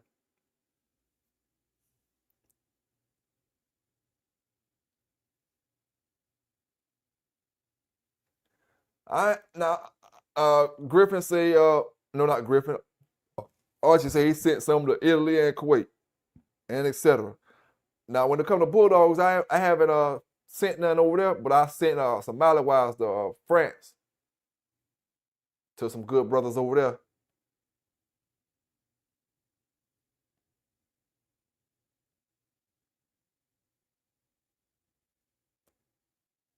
Transporter showed up to the house. Them boys couldn't even talk. Well, one of them could talk pretty okay English, but the other one, he was talking in some shit I couldn't understand. About to pay for the dog in euros. And I got to go to the dang on airport to get my money then. The cash, to switch it over.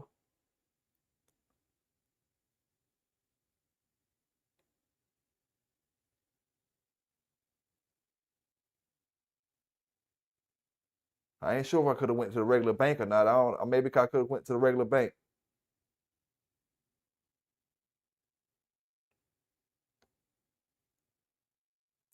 Okay, Vance, appreciate it, dog. Appreciate you dropping back in. I was just wondering, I said, damn, Vance must be there, took it in for the night, went to sleep.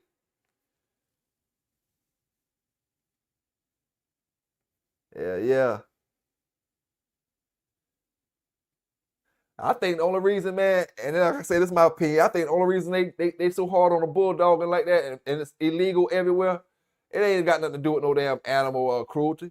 It got something to do with them can't control they can't control the masses with it, and they're the only ones making money off of it. The government. If the government could be the only ones make money off that shit, it'd be just like football, UFC, MMA, and all that other stuff. You can't. You can make money, and then if it's legal, we watching it on TV, and then we going to do it in our backyard too and make probably more money than y'all making. You know what I'm saying? Y'all going for millions, we going for millions. So, you know, if they can control it, it'll be legal. They can't control it. They can't control it. They can control it as far as the laws doing it like that. But if they say legalize it, but we doing it this way, and we're gonna have it on TV, shit. It's just like weed, man. That's why weed so hard to damn legalize weed in all 50 states. Because you can grow it anywhere. They got it legalized here, legalized there, and it ain't legal over here yet in the Carolinas. Legalized over here. Come on, man. That's because everybody can grow that shit. Everybody can have a pound of weed grown in their backyard or in their house or whatever, doing it this way. If they can do it with only it be sold inside of the little shops, it'll be legal in all 50 states already. They got to figure out how to do it like that.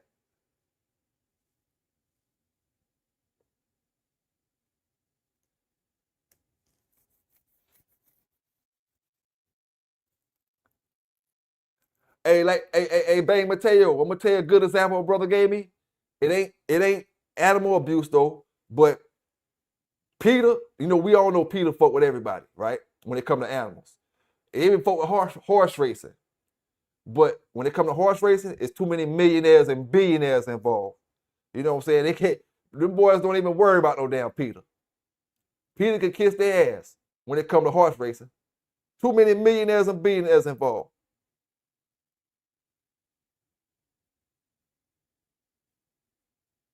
And they think millionaires and billionaires involved with that, boy. If the dog was on the other end, shit.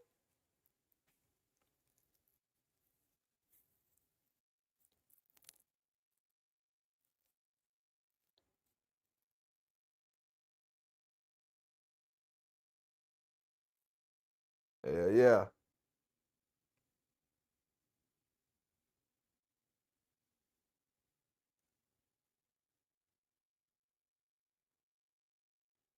And another thing I wanted to know, Bang Mateo, how we got the dogs from Europe and they didn't keep any of them back in the days. You know, we got a record of them dogs coming in when a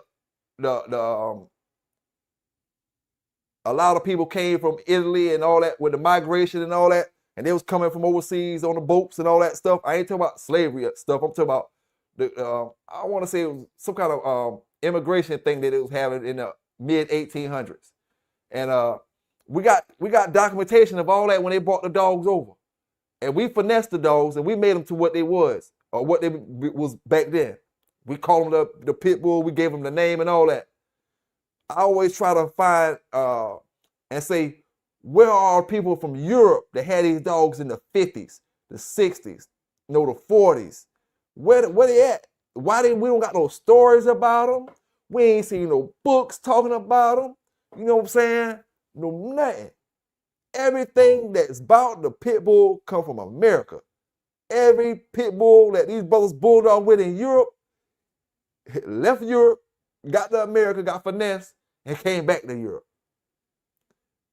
It had to be some brothers that had them dogs, and they went calling them staffs, you know, because they said they had the Dudley Terriers, which was the red-nosed pit bull, back in Ireland and all that. What happened to the brothers that kept families of these dogs and kept breeding them throughout the years like Mr. Kobe and them? Old school brothers that bred them, and they never touched American soul, you know, until somebody tried to buy one maybe. But it was always European dogs. What happened to them dogs? I don't know, man. And you know, I'll be trying to do my little research and find out stuff, but they're coming to a dead end.